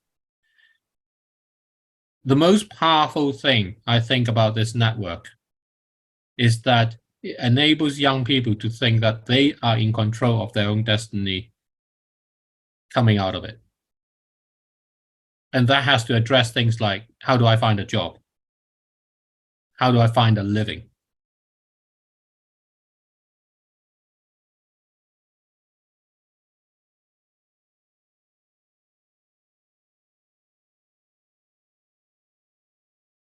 I think this is a challenge to us, and I think it's a moment of reflection. Hopefully that when we sit down, probably on Saturday we have a roundtable meeting at Ubunifu Hub, we will be able to come with more strong ideas on how we can be able to help these young people grow and actually believe that they can stand with themselves. Because I have also, by the way, be able to see and encountered young people who graduate and actually they end up not working in the field they work at. You'll find someone who was who did an accountant, but end up being employed at an entity that he does not practice what they went to do in school. So, and you find someone else who do music, but music works magic for him or her, and it end up paying his own bills and even to the other larger community. So the aspect of also talent, incorporating them to bring them into the network and see how they can bring back to the network and build the community together, is something that is, encouraged. So I think for us, it's a learning process, and hopefully maybe somewhere next week we'll be able to have all probably like a good number of EACCGN members coming and hear this kind of stories. Hopefully that this is on record so that you can be able to share also with the others. Yes, I will share because it. It is if there is something that I'll be able to say it has really built me and challenged me is what you've been teaching us through. Because you see, sometimes you might blame us for the way we approach things, but it is not about actually us. It's about the economy in large, in where we come from and where we fly from. Some of us are taught in a way that the only way you can survive is when you grow up and graduate and get a job. And I'm pretty sure if you ask Manyasi and Anderson the same question, or Tiffany or someone else, they'll say the same thing, because it is not about us actually. It's about how the system has been made into a way that we have to, go to school, study hard, do law, do medicine, and at the end of the day, they pay you on kind of thing. But in this sense, I have a friend of mine, even I think Neema, who is in UK now. She say she works 4 hours part time, and then another work she's studying, and this is her own all kind of thing. In Kenya, that kind of a behavior does not fly where we come from, and you just allow to us. But this is a learning process, and we actually appreciate this so much. I'm sure we are going to come out with solid and reasonable solution. By the time we are settled for the launch, we will be able to bring and build these stories more on the same. But I trust you, me, this is going also to be a reflection moment. This was a challenge to me actually, and I think to the rest that we can actually, think beyond, outside the box, and I remember my father used to tell me he used to go outside on a clear sky, and he used to look at the sky, you know, kind of, I don't know, the kind of meditation and see stars and all kind of thing. And then a new idea strikes, and he goes ahead and do it. He was just, you know, person on himself and stuff. So I just want to say this is something that we will take it seriously and see how it can build up on this, because it's a whole story. And also I hope it's going to be an inspiring to the other people when they hear this story that somebody started somewhere with sapling, you know, another one did the beads and all kind of thing. You know, somebody measured with avocado, the tree that they have in their back in their home, and it created a livelihood. It's an inspiring story for, you know, for the present and future generation to come. So on my side, yeah. Think about it for yourself, okay? Think about your own situation. Think about how you can actually just turn that over, and then if you can, then you can then take that as a story and says, what should I have done instead? Do you think that's the right thing to do? How should we do it?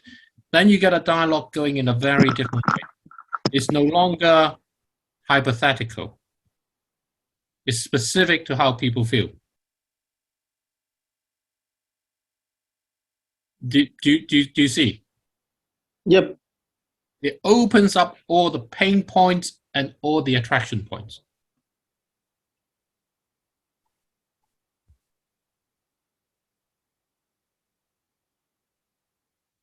It's a very daring move.